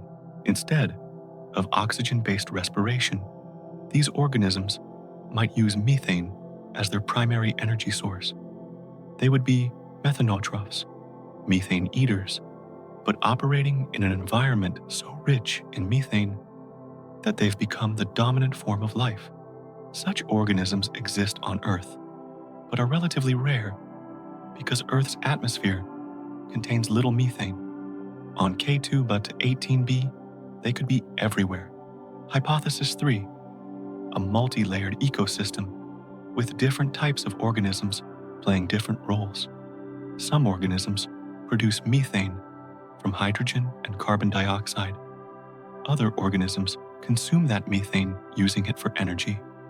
The balance between production and consumption creates a stable, high concentration. This would be a complete methane-based carbon cycle, analogous to Earth's oxygen-based cycle, but running on different chemistry. On Earth, certain bacteria consume methane through a process that requires oxygen. Methane combines with oxygen to produce carbon dioxide, water, and energy. But K2-18b's atmosphere contains virtually no oxygen. Could methane still serve as an energy source? Absolutely. Some Earth bacteria can consume methane using sulfate or nitrate instead of oxygen. In this pathway, called anaerobic methane oxidation, methane reacts with sulfate ions to produce bicarbonate, hydrogen, sulfide, and energy. This pathway could be common on K2-18b if sulfur compounds are present. The interaction between methane and hydrogen in K2-18b's atmosphere opens another fascinating possibility. In a hydrogen-rich environment, methane doesn't just sit there inertly. Chemical reactions can occur, building more complex organic molecules. Methane can combine with more hydrogen, form ethane molecules with 2 carbon atoms. It can extend further to propane with 3 carbons, and even longer hydrocarbon chains. With the right conditions and perhaps some biological catalysis, even amino acids, the building blocks of proteins might form. K2-18b could be functioning as a giant natural chemistry laboratory synthesizing organic molecules on a planetary scale. The raw ingredients, hydrogen, methane, carbon dioxide, water, are all present in abundance. Energy from the star drives reactions in the upper atmosphere. Life in the ocean might be producing precursor molecules that drift upward. The boundary between geological chemistry and biological chemistry might be blurred with the planet's entire atmospheric system participating in the creation of increasingly complex organic compounds.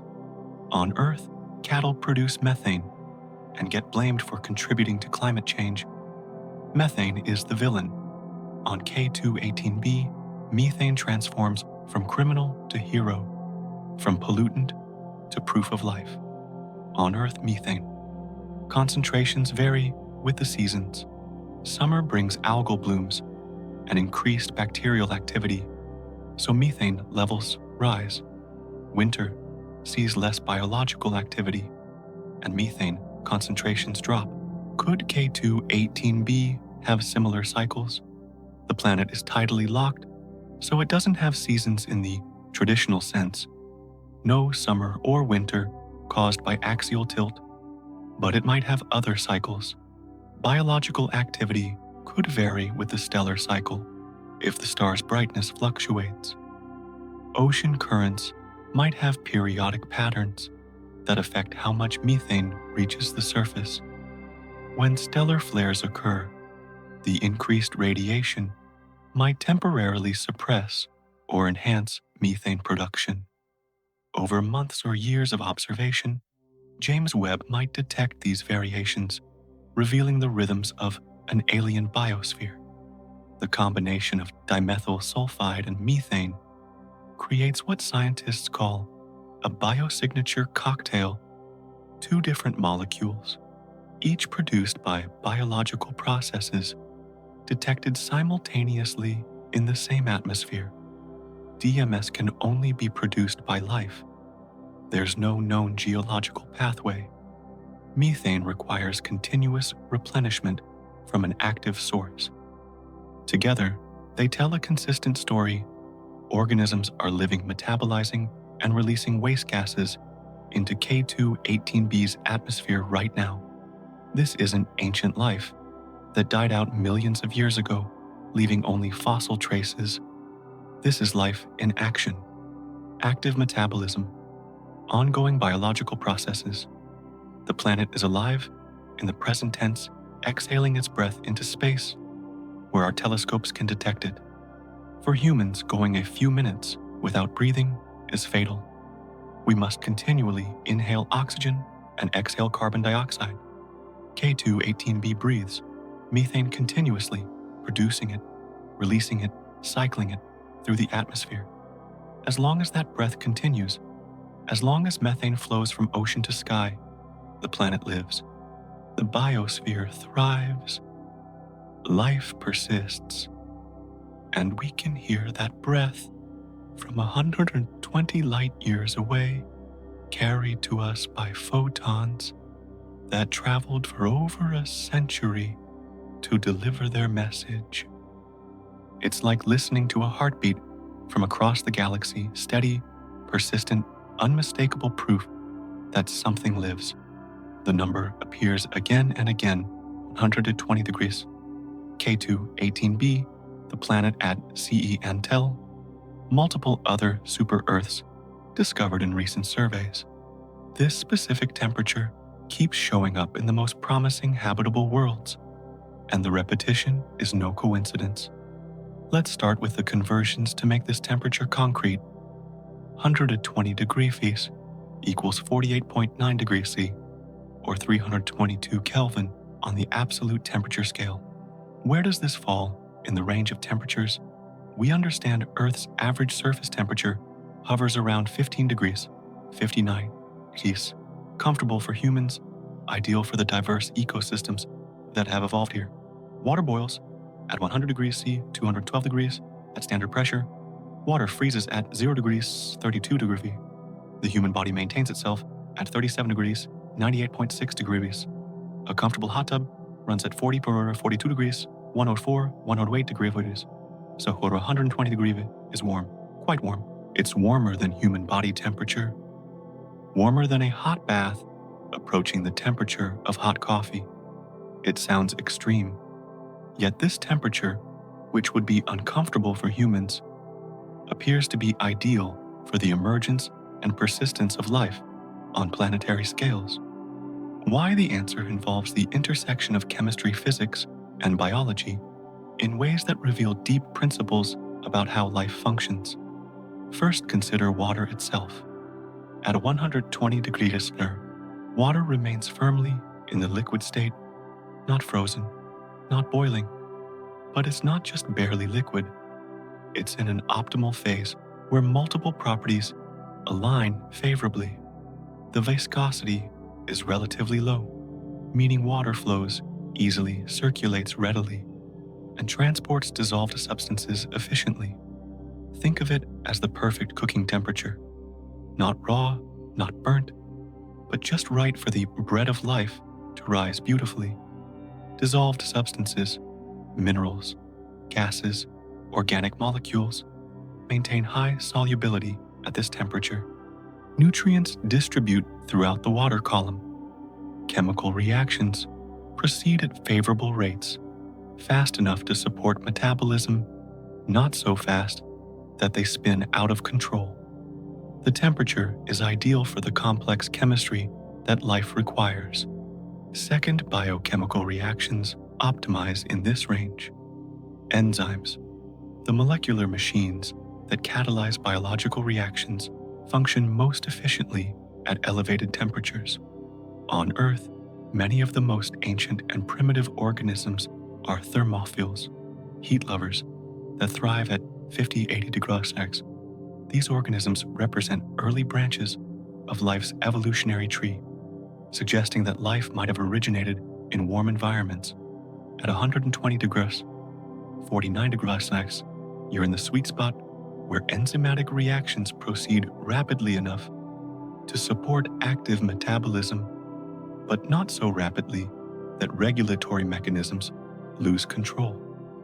Proteins remain stable. They don't denature or unfold. DNA and RNA maintain their structural integrity. Lipid membranes that form cell boundaries stay flexible and functional. The temperature is low enough that complex molecular structures can exist, yet high enough that chemistry happens efficiently. Third, organic molecules remain stable.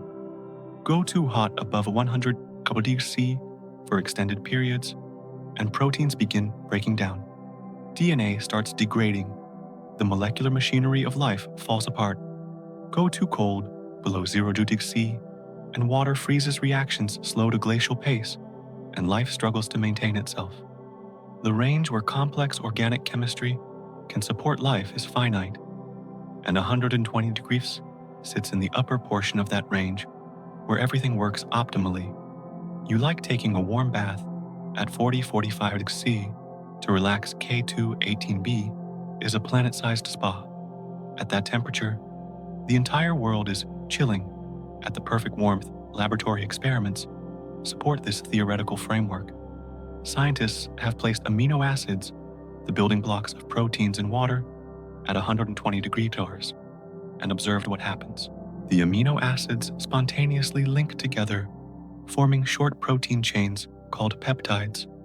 The peptide bonds form naturally at this temperature without requiring enzymes or biological machinery. In other words, 120 degrees Celsius appears to be optimal, not just for sustaining life, but potentially for the origin of life. The transition from non-living chemistry to biology. This process, called abiogenesis, is one of science's greatest mysteries. How did non-living molecules organize into living systems? Temperature plays a crucial role. Too cold, and reactions are too slow. Too hot, and molecules break down faster than they can organize. But at 120 degrees Celsius, the chemistry works. Organic molecules form. Complexity emerges. The temperature provides enough thermal energy to drive reactions forward without destroying the products. On Earth, organisms called hyperthermophiles live at temperatures approaching or exceeding 120 degrees Celsius. These are among the most ancient lineages of life microbes that thrive in hot springs, like those in Yellowstone National Park, or in hydrothermal vents on the deep ocean floor. Some survive at temperatures up to 122 degrees, 252 degrees Celsius, though most prefer the 80-100 degrees C range. These organisms prove that life can not only survive, but flourish at temperatures that would cook most Earth organisms. They're not barely hanging on. They're thriving, reproducing, evolving. They represent a different biochemical strategy, one optimized for heat. Earth's deep-sea hydrothermal vents provide perhaps the best analogy for K2-18b's conditions. These vents lie 2 to 4 kilometers below the ocean surface, where tectonic plates pull apart and seawater seeps down into hot rock, then erupts back up through chimney-like structures. The water emerging from these vents can reach 120-400 degrees, far above boiling at surface pressure, but kept liquid by the immense pressure of the overlying ocean. Around these vents, entire ecosystems flourish in complete darkness. Tube worms, meters long, extend red plumes into the water. Eyeless shrimp cluster around the hot water. Crabs scuttle across bacterial mats. All of this life exists without any energy from sunlight. Instead, these organisms rely on chemosynthesis, using chemicals from the vent fluids, particularly hydrogen sulfide, as an energy source. Bacteria oxidize the hydrogen sulfide, capturing energy in the process, and use that energy to build organic molecules from carbon dioxide. These bacteria form the base of the food chain. Other organisms eat the bacteria or form symbiotic relationships with them. An entire ecosystem runs on chemistry rather than photosynthesis. K2-18b might have ecosystems like this, not just clustered around rare vents, but spread across the entire planet.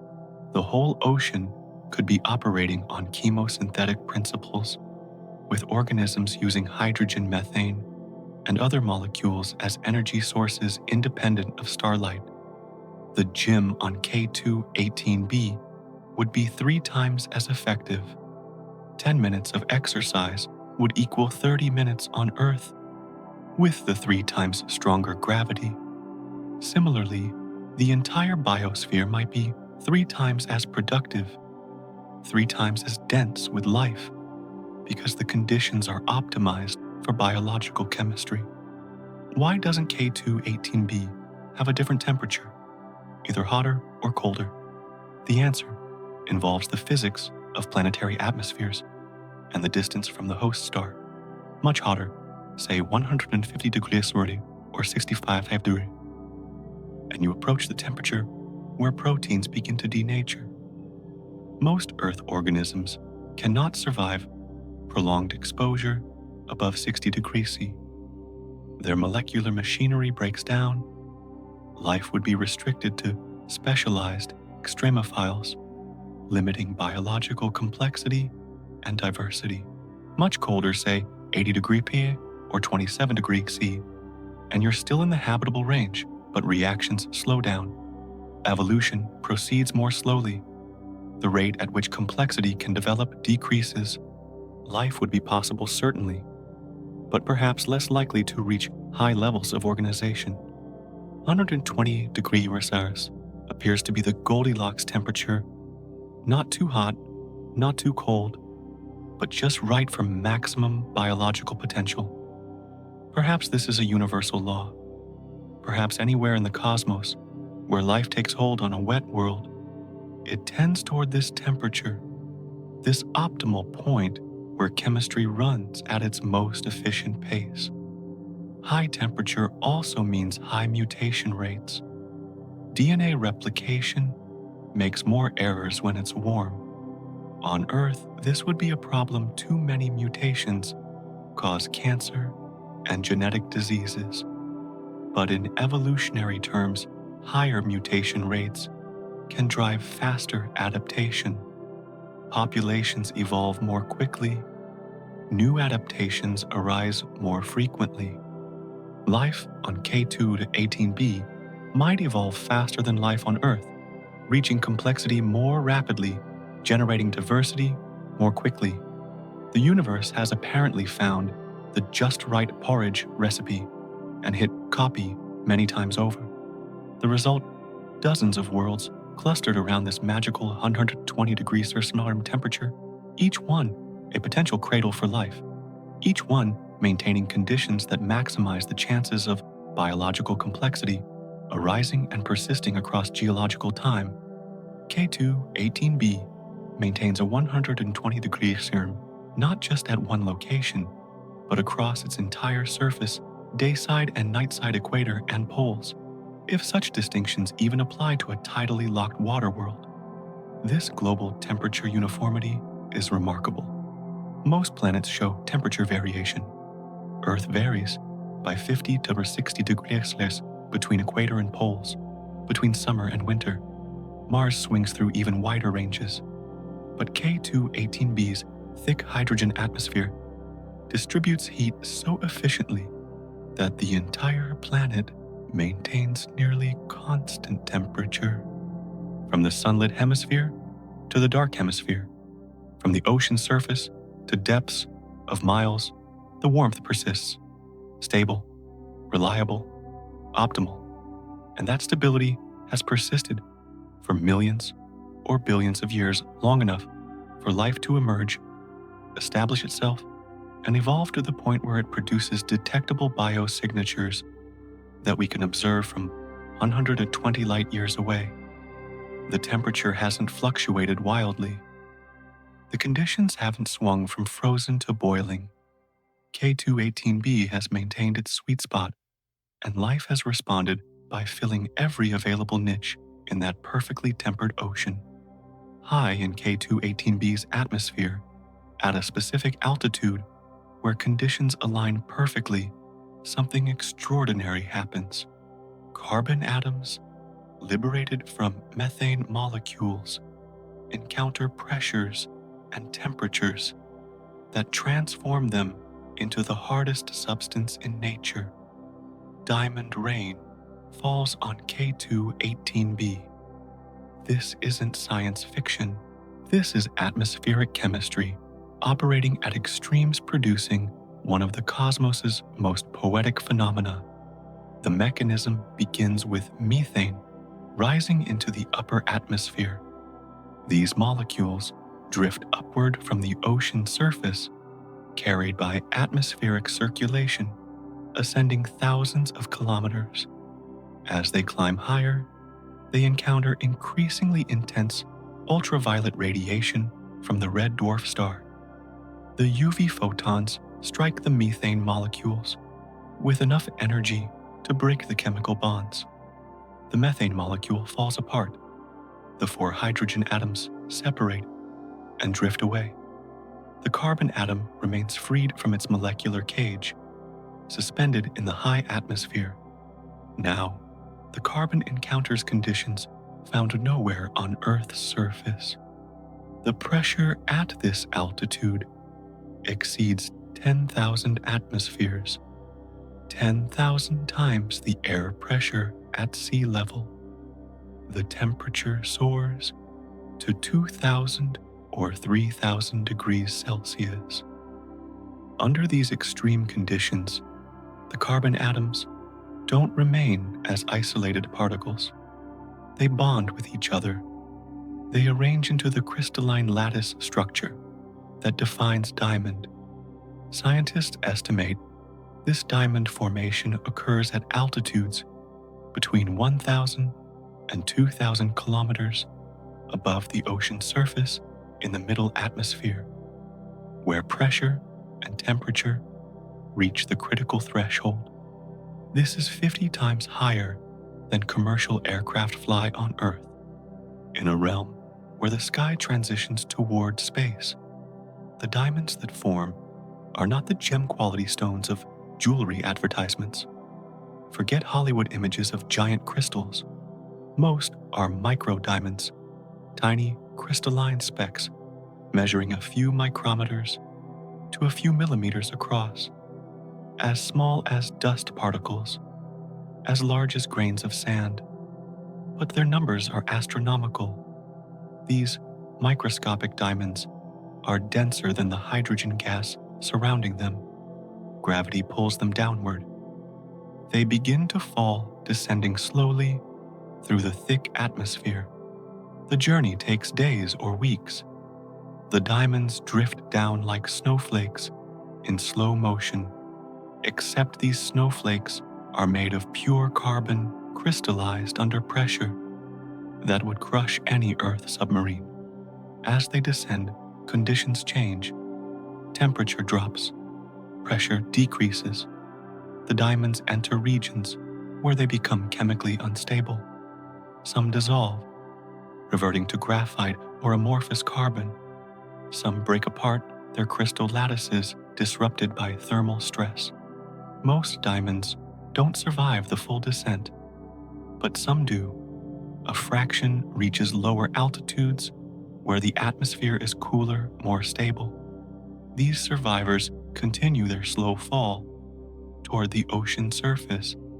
When they finally touch water, they sink. Diamonds are denser than water. They don't float.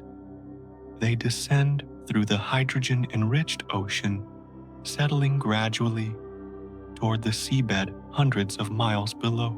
Over millions of years, this accumulation could create something extraordinary, a layer of diamond sediment on the ocean floor. Not a solid sheet, but a deposit mixed with other materials. Stratum where diamonds are common as mud. On Earth, we dream of streets paved with gold. On K2-18b, there might be seabeds studded with diamonds. This phenomenon isn't unique to K2-18b. Scientists suspect diamond rain occurs on gas giants within our own solar system. Jupiter might have it. Saturn probably does. Neptune and Uranus are strong candidates. But these are gas giants, massive planets without solid surfaces. The diamonds that form in their atmospheres fall forever, eventually reaching depths where pressure is so extreme that diamond itself melts into liquid carbon. K2-18b is different. It's a super-Earth with an ocean. It has a destination where falling diamonds can accumulate.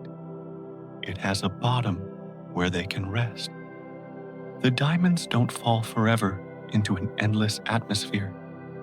They complete their journey, settling onto a surface where they might persist for geological timescales. The diamond rain itself has no direct connection to life. Carbon crystallization is pure physics and chemistry governed by temperature and pressure gradients.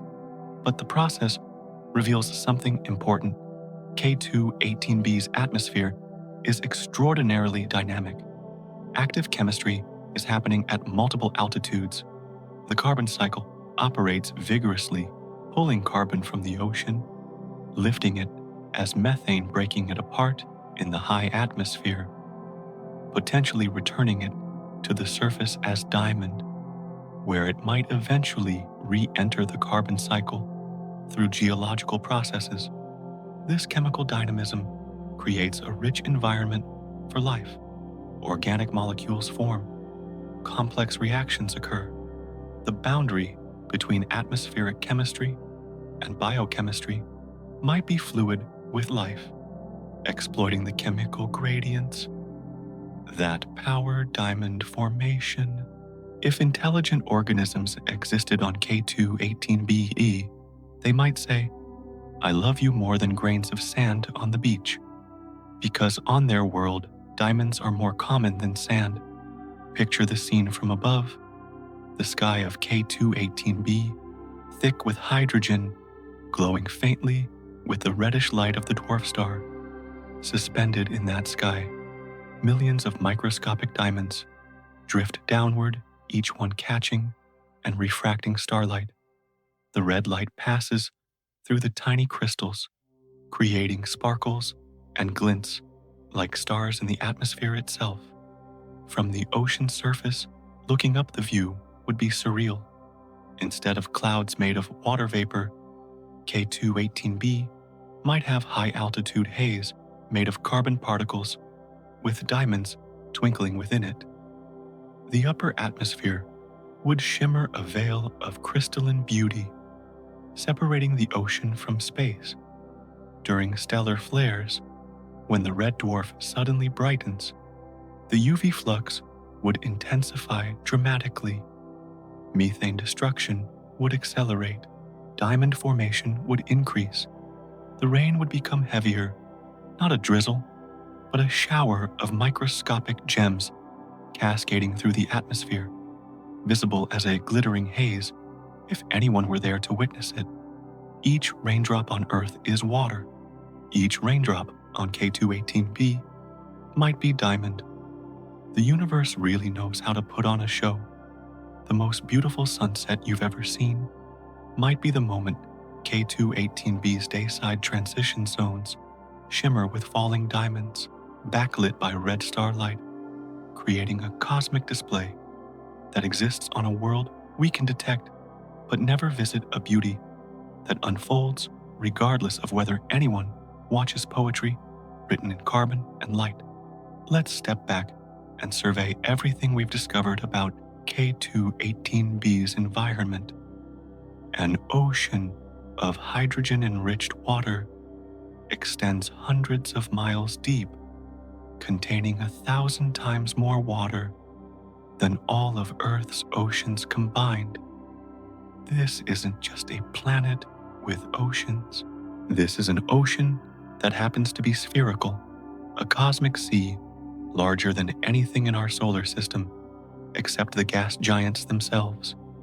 A thick hydrogen atmosphere wraps the planet like a blanket, thousands of kilometers deep, distributing heat so efficiently that the entire world maintains nearly uniform temperature. From the eternal day to the eternal night, from surface to deep atmosphere, the warmth persists. The planet breathes, circulating its atmosphere in great convection cells that mix gases and distribute the chemical signatures of life. Methane flows continuously from ocean to atmosphere, produced by living processes, destroyed by starlight, yet persisting, because the biosphere never stops exhaling it. This is life's breath, made visible across interstellar distances, a signal that traveled 120 light years to tell us something lives here, something metabolizes, something breathes.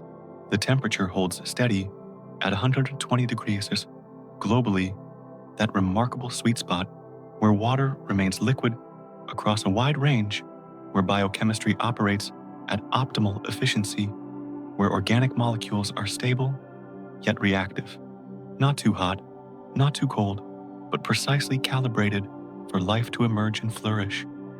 And through it all, diamond rain falls from the high atmosphere, a reminder that this world operates on principles both familiar and alien, where the same chemistry that makes gems on Earth creates showers of crystalline carbon in an alien sky.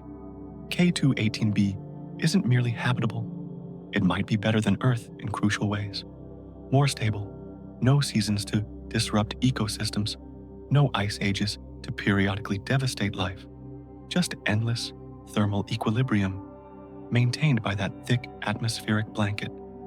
More spacious an ocean volume that dwarfs Earth's, providing vastly more room for evolution to experiment, for biodiversity to flourish, for life to explore countless ecological niches.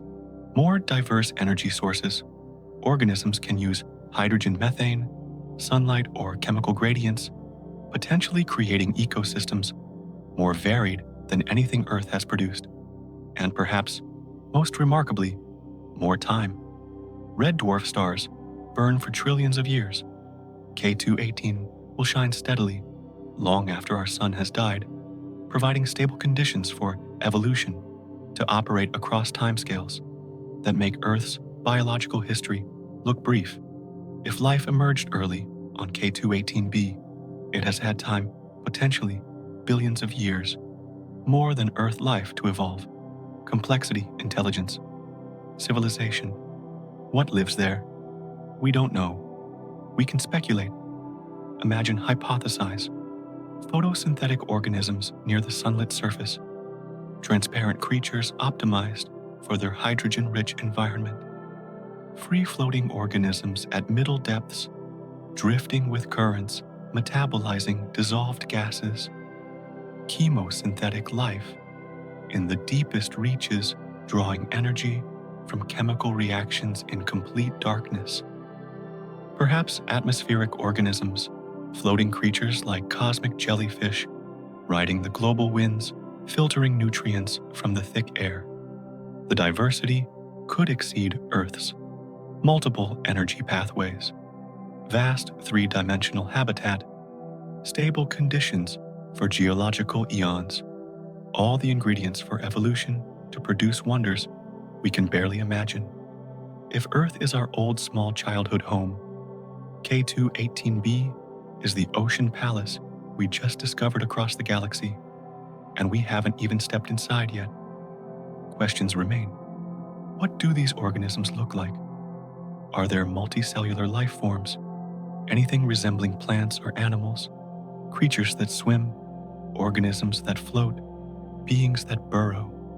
Is there anything like fish, anything like kelp, any ecological roles analogous to Earth's marine ecosystems?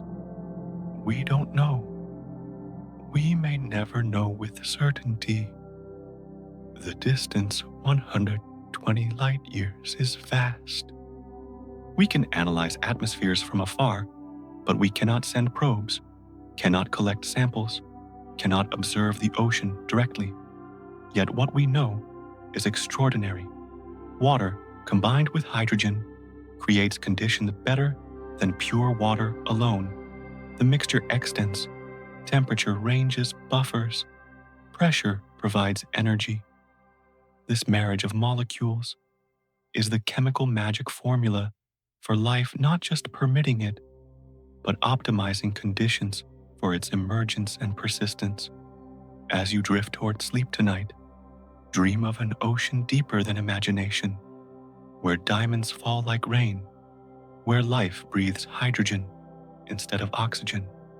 A different world, yet one that exists right now, real and present, somewhere beneath tonight's sky. The most intriguing part, all these wonders were discovered from 120 light years away. How that's the story of technological miracles. K218b is like a 7-star resort, infinity pool, 20-degree spa complimentary diamond rain. Just one small problem, it's 120 light years from home. We've known K218b has life. We know what it's like. But how do we know ACTA 3 will reveal the miraculous technology that discovered it all? Hydrogen ocean, diamond rain, methane breath, perfect 120 degree. K218b isn't just a planet, it's a work of art by the universe. And now let's discover the artist who revealed this painting to us, the James Webb Space Telescope. On Christmas Day, 2021, humanity gave itself an extraordinary gift. The James Webb Space Telescope.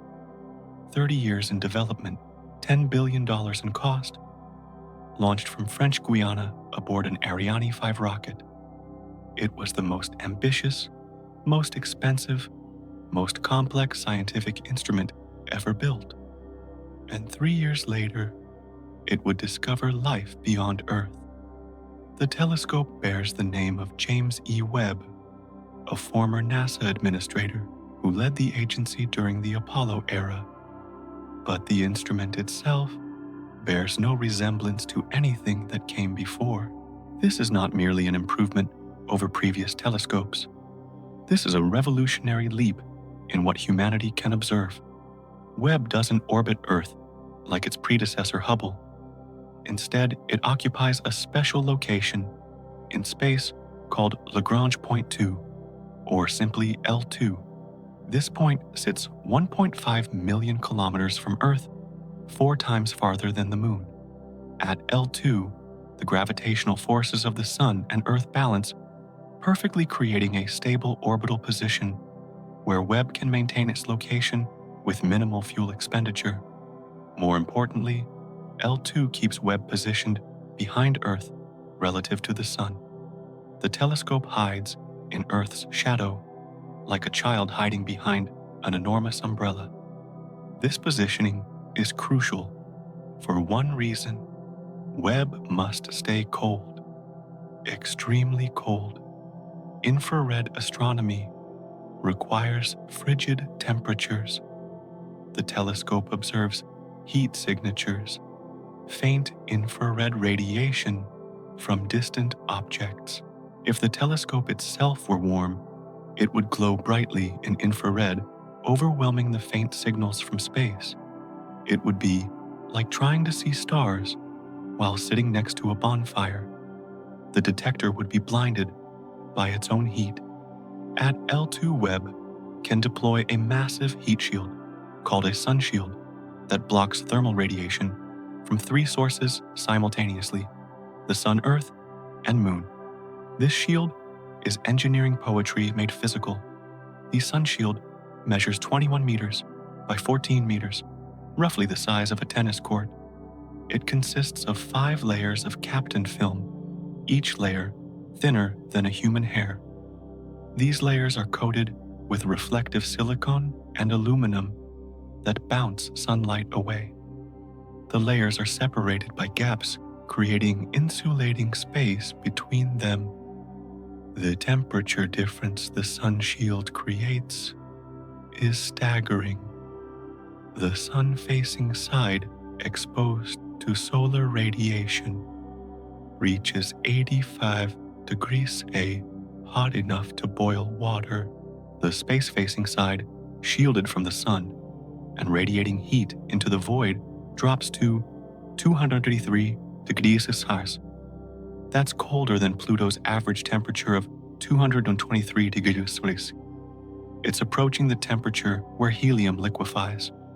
Protected behind this shield, Webb's instruments cool to operating temperature, allowing them to detect the faintest infrared whispers from across the cosmos. The heart of Webb is its primary mirror, a hexagonal array of gold-coated beryllium that looks like something from science fiction. The mirror measures 6.5 meters in diameter, making it 3 times larger than Hubble's mirror. Because mirror light gathering power scales with area not diameter, Webb collects 6 times more light than Hubble. A transformational improvement. but a 6.5-meter mirror presented an engineering nightmare. No rocket fairing was large enough to launch a single mirror that size. The solution was elegant: divide the mirror into 18 hexagonal segments, each small enough to fit inside the rocket, then unfold them in space like mechanical origami. Each segment measures 1.32 meters across and weighs 20 kilograms. They're made from beryllium, a metal chosen for specific properties. Beryllium is light-reducing launch mass. It's strong and dimensionally stable across temperature extremes. Most importantly, it maintains its shape at cryogenic temperatures without warping or contracting. Every segment is coated with an ultra-thin layer of gold, just 100 nanometers thick, 1,000 times thinner than a human hair. Why gold reflects infrared radiation better than any other practical material? The coating is so thin that the entire mirror uses only 48.25 grams of gold, about the weight of a golf ball.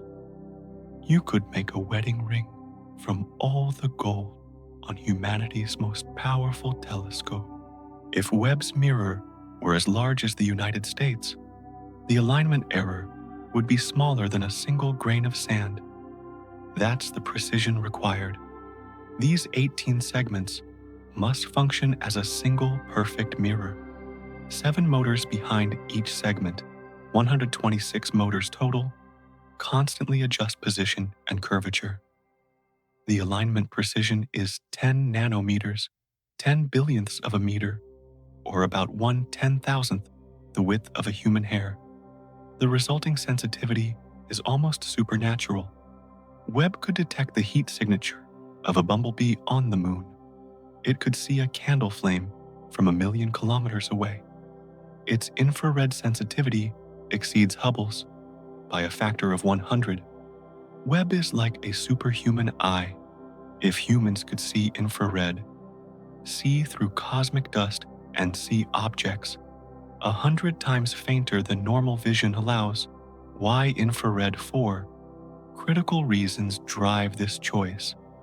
First, infrared penetrates cosmic dust that blocks visible light. Star-forming regions, galactic centers, and primordial galaxies hide behind dust clouds. Webb sees through the veil. Second, cool objects like planets emit primarily in infrared. You can't see planets in visible light when they orbit stars, but their heat glows in infrared. Third, infrared reveals molecular signatures. Different molecules absorb specific infrared wavelengths, allowing Webb to identify the chemical composition of atmospheres across interstellar distances. Fourth, expansion redshifts light from the distant objects into infrared wavelengths. The farther away something is, the more its light stretches toward red and infrared.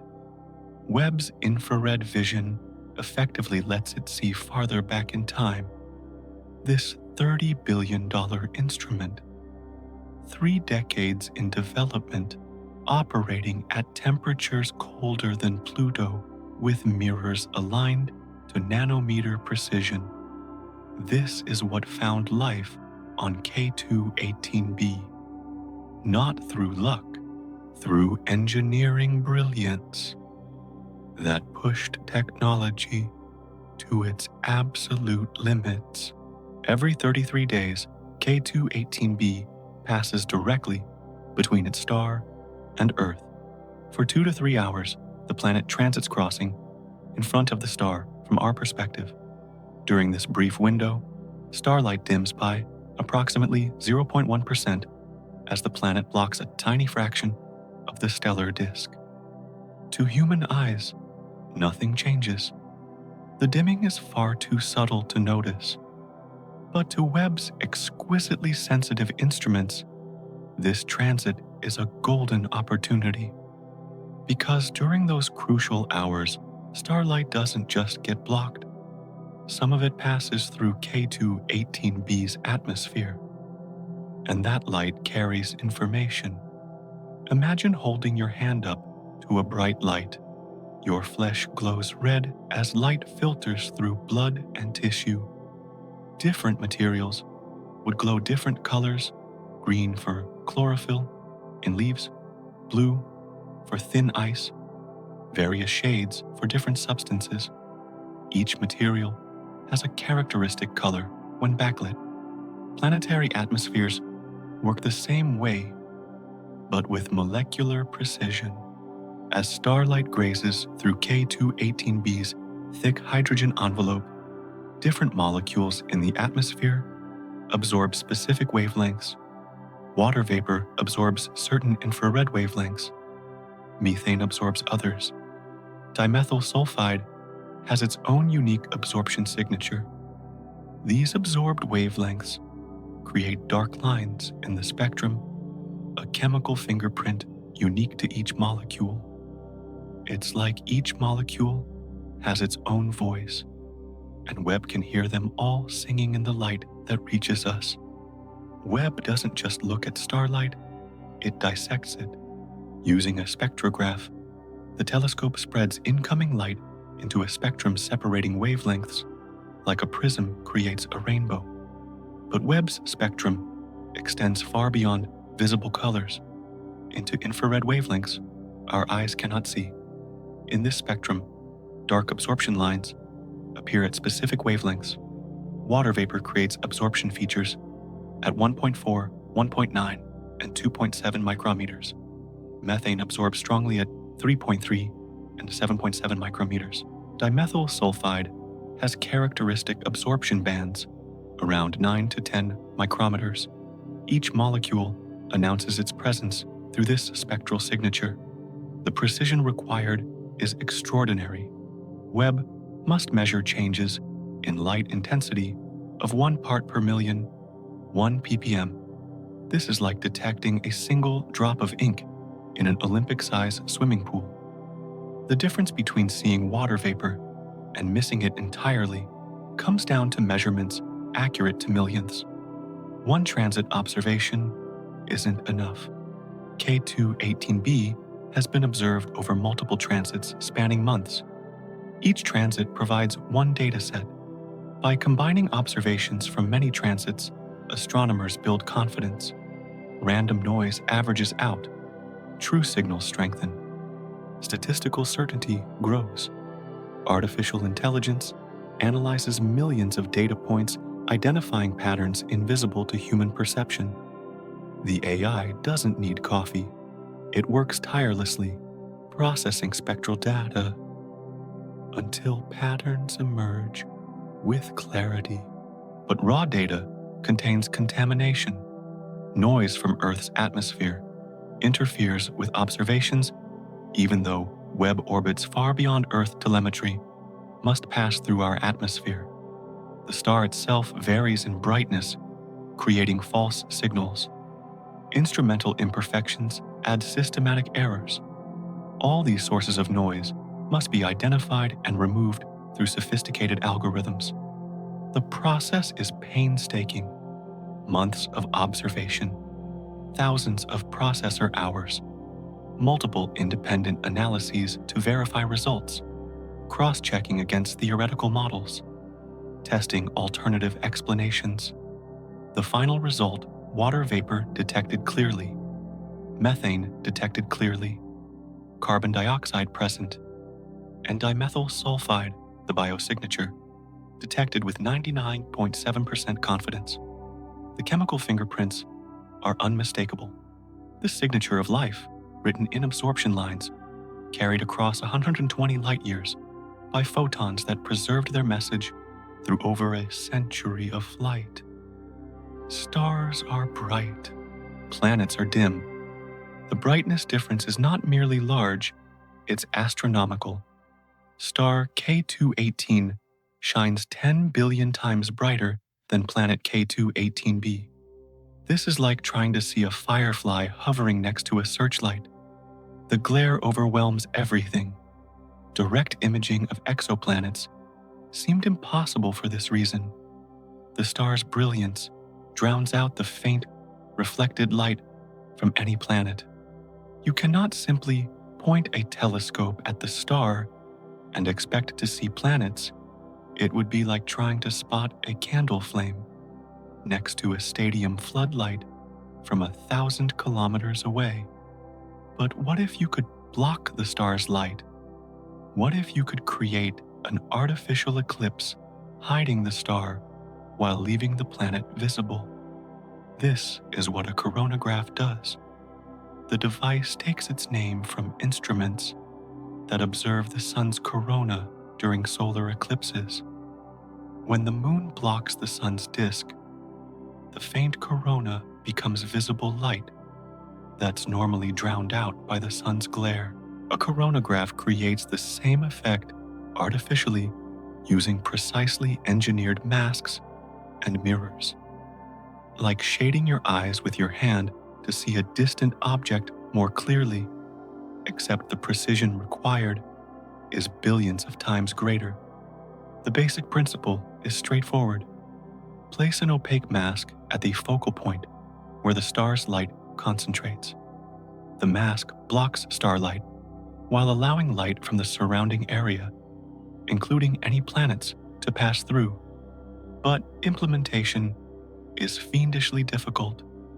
The mask must be shaped and positioned with extraordinary precision. Too large, and it blocks the planet along with the star. Too small and starlight leaks around the edges, creating glare that overwhelms the planet. The positioning must be accurate to nanometers, billionths of a meter. Webb's coronagraph system uses multiple masks and specially designed mirrors to suppress starlight. The contrast ratio it achieves the ability to distinguish between bright star and dim planet reaches 10 billion to 1. This means Webb can detect something 10 billion times fainter than the object it's blocking. But even perfect masking isn't enough. Optical imperfections in the mirrors and lenses create artifacts called as speckles, false bright spots, that can masquerade as planets. These speckles result from light diffracting around edges, scattering off microscopic surface imperfections, or interfering with itself in complex ways. Distinguishing real planets from optical artifacts requires speckle suppression algorithms. Artificial intelligence analyzes the image in real time, identifying which bright spots are real and which are illusions created by the optical system. The AI learns the characteristics of instrumental artifacts and subtracts them, leaving only genuine astronomical signals. Additionally, wavefront correction systems continuously adjust the light passeth. Deformable mirrors change shape minutely, bending light to compensate for any imperfections. The system essentially polishes the light itself, smoothing out irregularities until the wavefront is perfect. The result of all this technological wizardry, Webb can see K2 18b despite the overwhelming glare from K2 at 18. The telescope can image the planet directly separating its faint infrared glow from the star's brilliance. This capability enabled the discovery of the planet at CE Antel, the young world still forming in its protoplanetary disk, detected through direct imaging that would have been impossible without coronagraph technology. This is the miracle of modern technology, creating artificial eclipses, suppressing starlight, polishing light itself until planets emerge from the glare. 3 decades of development, $10 billion of investment, engineering that operates at the limits of physical possibility, all to answer the oldest question humans have asked: are we alone? 6.4 million years ago, a red dwarf star ignited in the constellation Antlia. By cosmic standards, this happened yesterday. The star designated CE Antel is an infant barely finished forming from its collapsing gas cloud. For comparison, our Sun is 4.6 billion years old. CE Antaeus is 700 times younger. This is a star still surrounded by the debris from which it formed. Around CE Antaeus orbits a protoplanetary disk, a massive ring of dust gas ice and rock that has not yet fully coalesced into planets. This disk is the leftover material from star formation, the cosmic construction site where worlds are being built, and James Webb can see it in exquisite detail. The disk has structure. 3 distinct rings circle the young star, each with different properties. The inner ring consists of fine dust and small rocky fragments heated by the star's proximity to temperatures of hundreds of degrees. This is where rocky planets might form worlds that will be hot, dense, and close to their star. The middle ring contains a mixture of rock and ice. Here, temperatures are cool enough for water to freeze, but warm enough that volatiles haven't condensed into exotic ices. This is the habitable zone analog for this young system, the region where planets, with the right conditions for life, might eventually form. Currently, it's a chaotic environment of colliding planetesimals, fragments ranging from pebbles to mountains, all orbiting and occasionally smashing together in the slow-motion ballet of planetary accretion. The outer ring holds primordial material, frozen gases, icy dust, and organic molecules that have barely changed since the star's birth. This is the reservoir that will eventually form gas giants or remain as a debris field of comets and asteroids. But something is different about the middle ring. There's a gap, a region almost completely empty of material.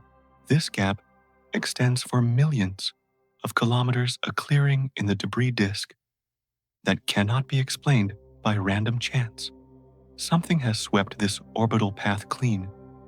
When astronomers see gaps in protoplanetary disks, one explanation dominates. A planet has formed there. As a young planet orbits through the disk, its gravity pulls in nearby material. It sweeps up dust and rocks like a cosmic vacuum cleaner. It scatters objects out of its orbital path through gravitational interactions. Over time, it carves out a gap, creating a clear zone in the disk that marks its presence. Webb pointed its infrared eye at this gap, and there, glowing faintly in the infrared, was a heat source. Not the scattered light of dust, but the direct thermal emission of a warm object. A planet. The mass estimate puts it at roughly 1/3 Jupiter's mass. Substantial, but not a gas giant. This is a sub-Jovian planet large enough to have cleared its orbit, but small enough to potentially have a solid core beneath any gaseous envelope, and remarkably, its surface temperature measures approximately 120 degrees Fahrenheit. That number, again the universe's favorite temperature for potentially habitable worlds. We're watching a planet in kindergarten, just learning to walk, still growing full of potential. This detection represents a record. Previous directly imaged exoplanets have all been massive, typically 3 to 5 times Jupiter's mass or larger. These super-Jupiters are easier to detect because they're hot, bright, and far from their host stars, where glare is less problematic. The planet at CE Antel, at only 1/3 Jupiter mass, is the lightest planet ever directly imaged. This achievement demonstrates Webb's extraordinary sensitivity and coronagraph technology. But the most fascinating aspect is what this planet represents. We are witnessing planetary formation in progress. This world is not finished. It's still accreting material from the surrounding disk. Every day, countless rocks and ice fragments spiral into its gravity while adding mass. Every collision adds material. The planet is growing before our eyes, not fast enough to see changes in human lifetimes, but growing nonetheless. In millions of years, this planet might be substantially larger. It could accrete enough material to become a gas giant like Jupiter, or it might remain a subjovian world, settling into a stable mass somewhere between Neptune and Jupiter. We cannot predict its final form, but we can observe it now in its youth, learning how planets develop from cosmic rubble into finished worlds. Scientists have long theorized about planetary formation. They've built computer models showing how dust grains stick together, how these clumps grow through collisions, how gravity takes over when objects reach sufficient size. They've worked out the mathematics of orbital dynamics, accretion physics, and atmospheric capture. But theory is not observation. Models are not reality. At CE Antel, we see the real thing, a planet in the act of forming. This is planetary science's equivalent of embryology, watching development happen, observing the transformation from simple beginnings to complex result. The implications extend beyond this one system. If a planet can form this quickly, in just 6.4 million years, then planetary formation is efficient. Planets don't take hundreds of millions of years to coalesce. They form rapidly once the process begins. This suggests planets are common, not rare. Every young star surrounded by a disk probably has planets forming or already formed within it.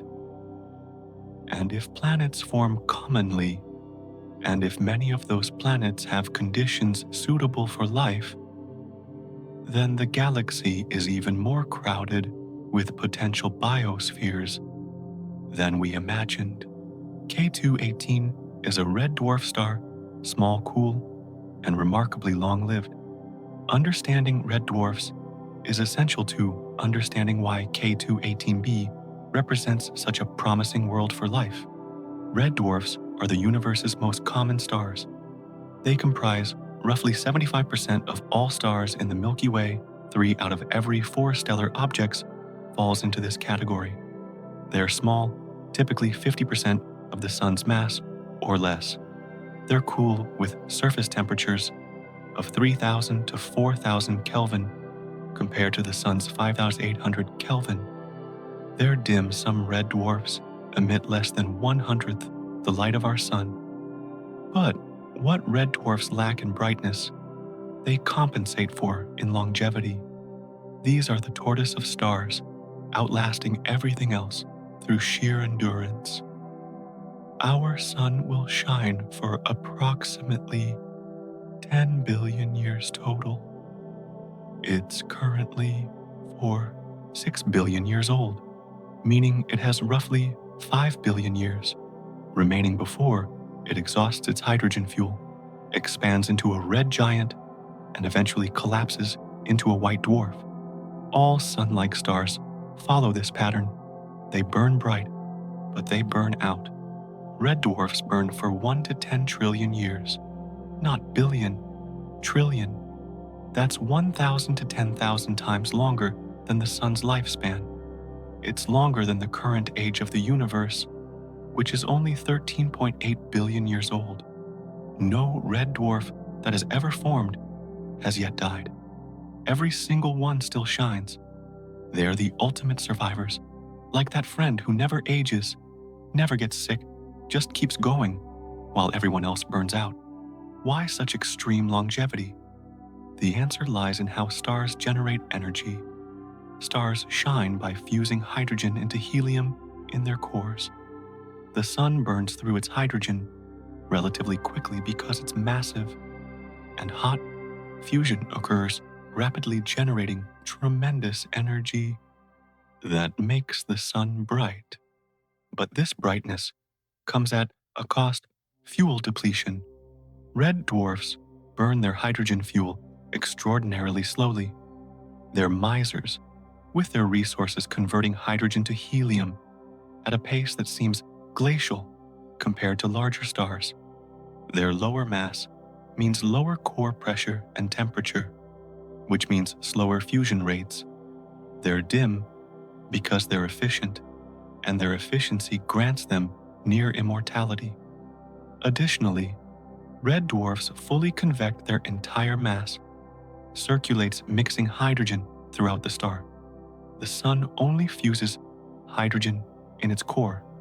The outer layers never participate in fusion and represent wasted fuel.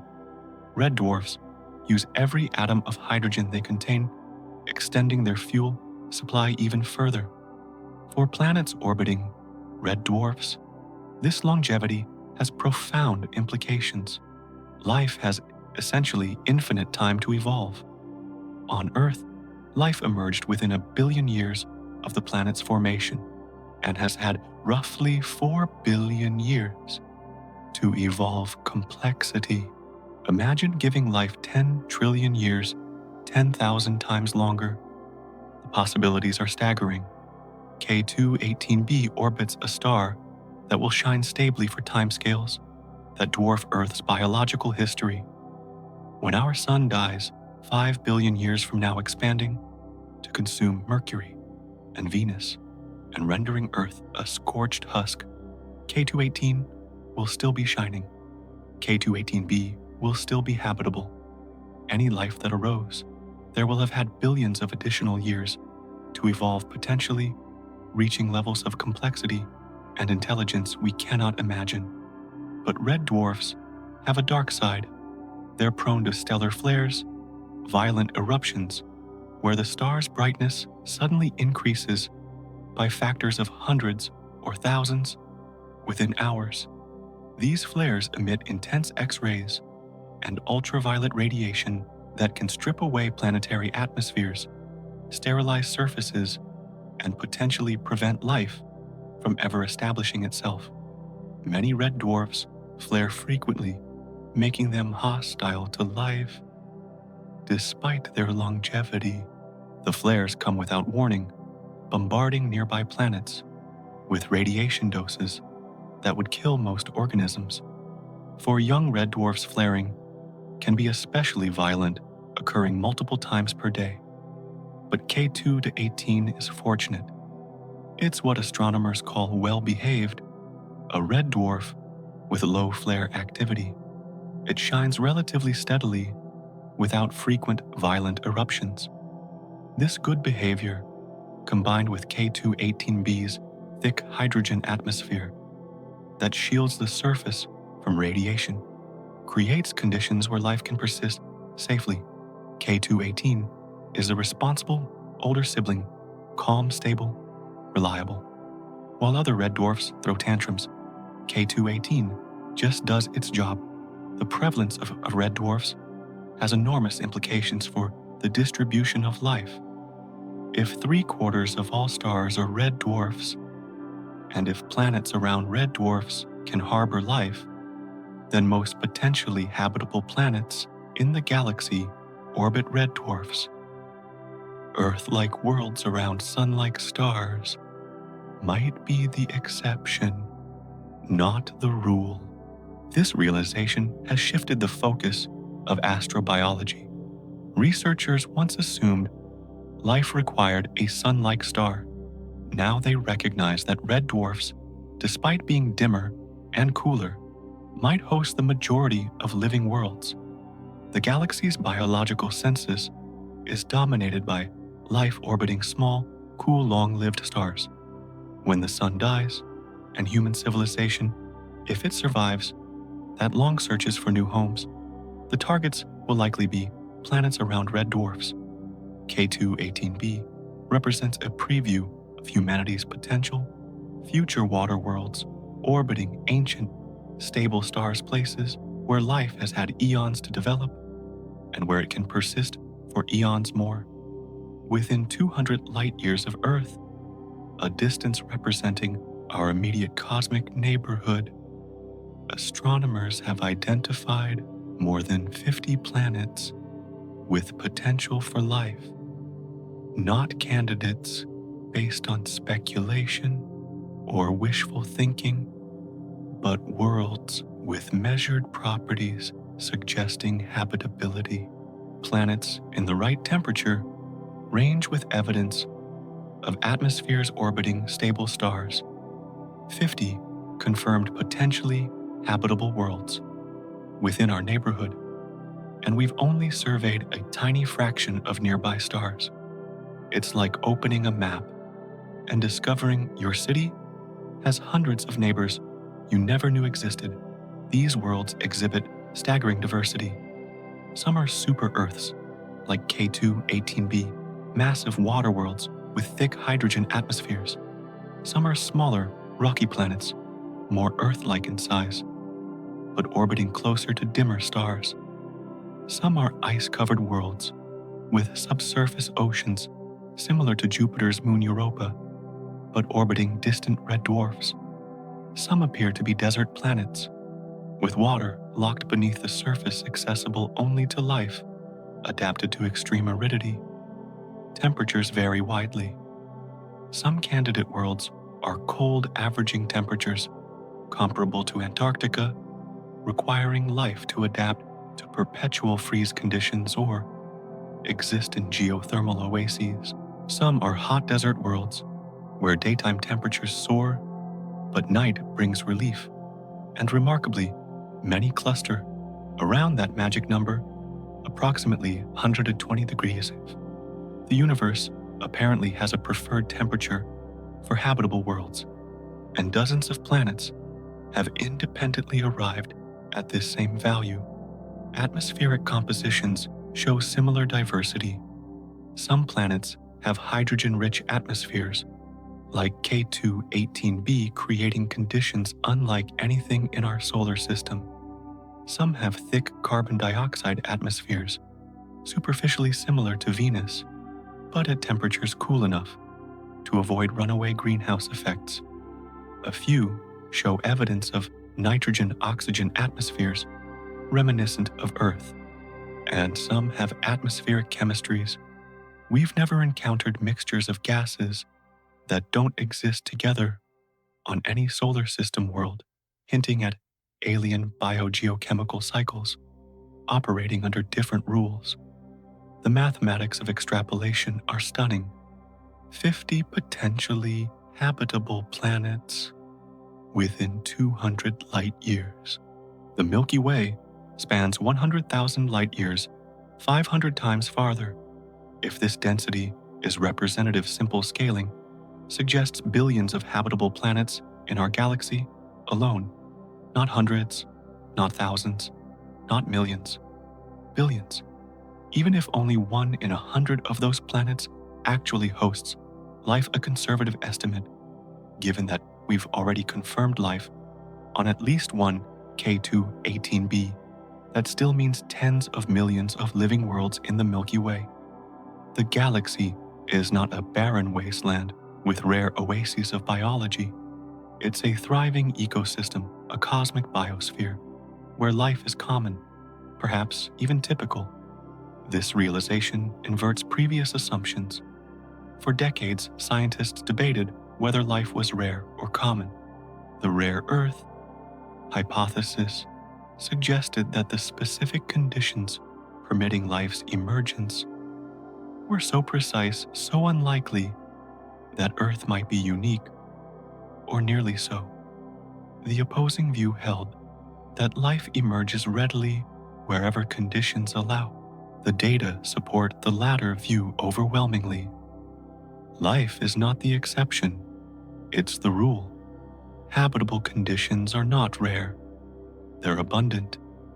The universe doesn't merely permit life, It seems almost designed to generate it, creating billions of environments where chemistry can transition into biology. Each of these worlds has its own evolutionary history. Life on K2-18b followed one path. Life on other worlds followed different paths. Each planet is running its own evolutionary experiment, exploring different solutions to the challenges of metabolism, reproduction, and adaptation. Some have been running for billions of years. Some started recently. Each represents a unique case study in how life develops. The biochemistry could be dramatically different. Earth life uses DNA proteins and lipid membranes, but these are not the only possible solutions. Other chemistries could work. Silicon-based life, ammonia biochemistry, alternative genetic molecules. The possibilities are endless, and with billions of planets experimenting, many variations probably exist. Your grandchildren will grow up learning about dozens of known biospheres. They'll study comparative exobiology in school. They'll debate which alien ecosystem is most fascinating. The generation being born today will be the first to live in a universe where Earth's biosphere is known to be just one example among many. The future belongs to those who look up. This discovery cascade continues. Webb and other telescopes survey more stars each month. The catalog of habitable worlds grows. Within 20 years, we may know of hundreds. Within 50 years, perhaps thousands. The galaxy is revealing itself as crowded, vibrant, and alive. And we are just beginning to understand what this means for humanity's place in the cosmos. The survey has already begun. Astronomers have compiled a target list of 200 stellar systems within 100 light years of Earth, our immediate cosmic neighborhood. These are stars with known planets, stars with characteristics suggesting planetary systems, stars that are stable enough and old enough to potentially host life. Over the next decades, telescopes will systematically examine each one, searching for biosignatures, analyzing atmospheres, building a comprehensive catalog of living worlds. This will be humanity's first directory of inhabited planets. Not speculation, not guesses, but confirmed biospheres, each one documented with spectroscopic evidence, temperature measurements, atmospheric composition, a cosmic census revealing how common life truly is. But Webb is only the beginning. 2 revolutionary instruments are coming that will transform our ability to study habitable worlds. The Habitable Worlds Observatory, planned for the 2040s, will be a space telescope specifically designed to find and study Earth-like planets. Unlike Webb, which observes many types of objects, this telescope will have one primary mission: detecting planets similar to Earth around sun-like stars. Its coronagraph will be more powerful than Webb's, achieving contrast ratios of 10 billion to 1 or better, the ability to separate faint planets from bright stars with unprecedented precision.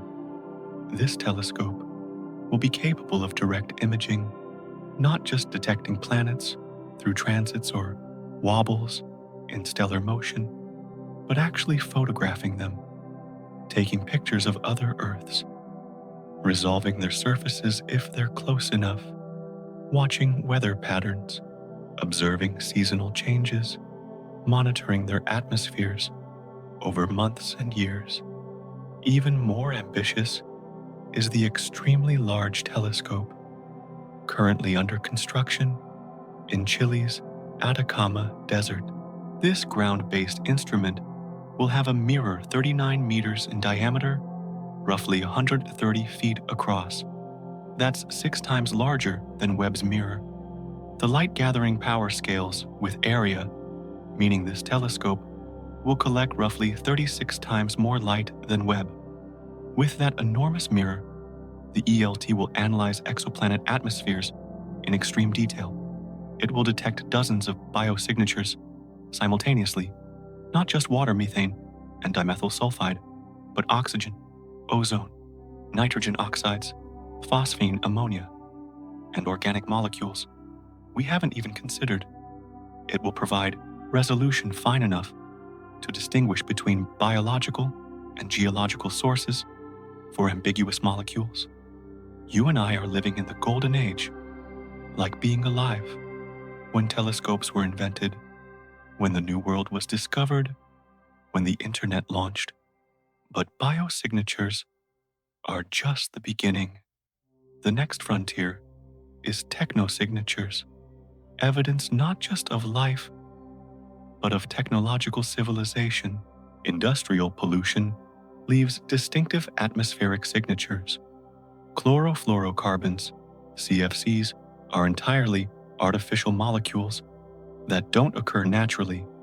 They were invented on Earth in the 1920s for refrigeration, and only later discovered to damage the ozone layer. If an alien civilization industrialized and went through a similar technological phase, their atmosphere might contain CFCs or similar artificial compounds. Webb and future telescopes can detect these molecules, revealing not just life, but industry. Artificial lighting creates a different signature. Cities on Earth's night side glow brightly visible from space as patches of light against the darkness. An advanced civilization with extensive artificial lighting would create detectable signals, especially if their planet is tidally locked. The night side would show lights while the day side would not, an unnatural pattern indicating artificial illumination. Radio signals represent another technosignature. Any civilization that discovers radio technology will leak electromagnetic radiation into space communications radar broadcasting. These signals travel at light speed, creating an expanding sphere of detectability around the source civilization. The galaxy might be filled with overlapping radiospheres from thousands of civilizations, each one broadcasting its existence to anyone listening. And then there are megastructures. A sufficiently advanced civilization might build enormous space-based structures, Dyson spheres partially surrounding their star, to capture energy orbital rings, artificial habitats. These would create distinctive thermal signatures and obscure starlight in unnatural patterns. Time series observations will revolutionize our understanding of living worlds. Rather than single snapshots, telescopes will monitor planets continuously over months and years. They'll watch atmospheric composition change with seasons, or watch for changes in tidally locked worlds where seasons shouldn't exist. They'll measure the breathing of biospheres daily and seasonal cycles in gas concentrations that reveal biological rhythms.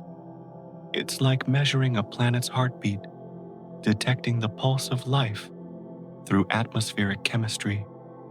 Artificial intelligence will transform data analysis. Machine learning algorithms can process enormous data sets, identifying patterns invisible to human perception. They can search for biosignatures. We haven't thought of agnostic signatures that don't assume Earth-like biochemistry.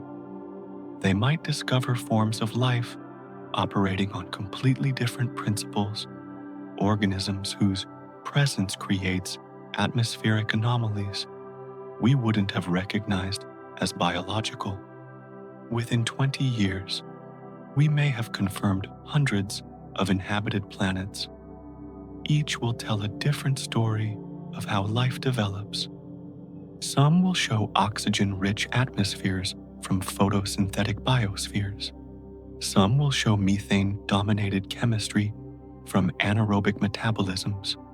Some might show biosignatures we don't yet understand, molecules whose biological origin becomes clear only after study. Within 50 years, we might detect our first technosignature, an artificial molecule in an alien atmosphere, city lights on a distant night side, a radio signal carrying structured information. First contact won't necessarily mean conversation, but it will mean knowing with certainty that intelligence exists elsewhere. The children being born today will grow up in a universe where dozens or hundreds of living worlds are known. They'll learn comparative exobiology in school. They'll debate whether certain ambiguous signals represent life or geology. They'll watch news reports of new biosignature, discoveries the way we watch reports of archaeological findings. And your grandchildren might live to see communication. Not physically visiting 120 light years is too far with current technology, but exchanging messages, sending signals, and waiting centuries for replies. Building relationships across the light years slowly, patiently, with the understanding that each response takes generations. The future belongs to those who look up, to those who ask questions, to those who build telescopes and dedicate their lives to understanding the cosmos. We stand at the threshold of the greatest adventure in human history, the systematic exploration and cataloging of life throughout the galaxy. Let's step back and see the full picture of what we've discovered. Act I revealed the great paradox: we exist in an infinite universe, yet we're confined within observable boundaries. Light from distant regions has been traveling since the universe began, but hasn't reached us yet. We stand at the center of a sphere 92 billion light years across, surrounded by edges we can measure precisely, yet beyond those edges lies infinity itself, endless and unknowable. Act 2 explored the mechanics of this boundary. The cosmic microwave background marks the ultimate barrier to electromagnetic observation, the plasma wall from when the universe was just 380,000 years old. Before that moment, the universe was opaque. No telescope, however powerful, can see past this curtain of scattered light. It represents the oldest possible image of the cosmos, a baby picture of reality taken when everything was simpler, smoother, more uniform. Act 3 examined the expanding and contracting horizons. The particle horizon grows constantly as light from more distant regions completes its journey, but the event horizon contracts, carried inward by dark energy's acceleration. These opposing motions create a temporary window, our golden age, when the universe reveals itself clearly. Before us, the cosmos was too young. After us, it will be too isolated. We live in the brief era when observation remains possible. K218b represents the first letter from the universe, the first confirmed message telling us we're not alone. We've opened this letter and read its contents. Dimethyl sulfide at 99.7% confidence methane continuously produced a hydrogen ocean hundreds of miles deep, perfect 120 degree of stability, diamond rain falling through alien skies. But billions more letters await. Each star system is a sealed envelope. Each exoplanet holds a story, and we're just beginning to open them. The fundamental question has changed. We no longer ask, is there anyone out there? That question is answered. Yes, confirmed. 99.7% certain as reliable as any scientific finding. We've crossed the threshold from wondering to knowing. The new questions are, how many? Where? What are they like? Are any intelligent? These questions will occupy humanity for centuries. Each answer will raise new questions. Each discovery will reveal new mysteries. Everything changes. Science recognizes that biology is universal, not an accident unique to Earth, but a natural outcome of chemistry given the right conditions. Philosophy must reckon with the fact that humans are not uniquely special, not the only observers, not the singular consciousness in a dead universe. Psychology confronts the end of cosmic loneliness. We are not orphaned children in an empty cosmos, but members of a vast community of living worlds. Culture must adapt to seeing ourselves as galactic citizens, not terrestrial beings. We're no longer asking, are we alone? We're asking, which planet has beings like us? New responsibilities emerge. If life is common, then we bear responsibility for protecting it, not just on Earth, but throughout the cosmos.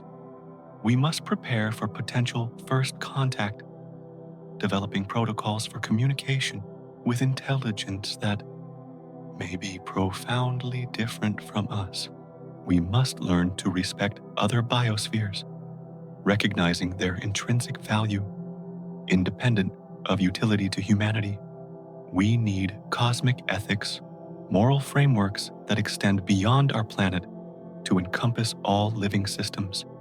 Every child born from this moment forward will grow up knowing the universe contains life. They won't wonder whether alien biospheres exist. They'll learn about them in school. They'll study K2-18b's methane-breathing organisms. They'll memorize the list of confirmed inhabited worlds. They'll ask which planets have beings capable of thought, of culture, of technology. The historical moment cannot be overstated. Tuesday morning, December, Cambridge.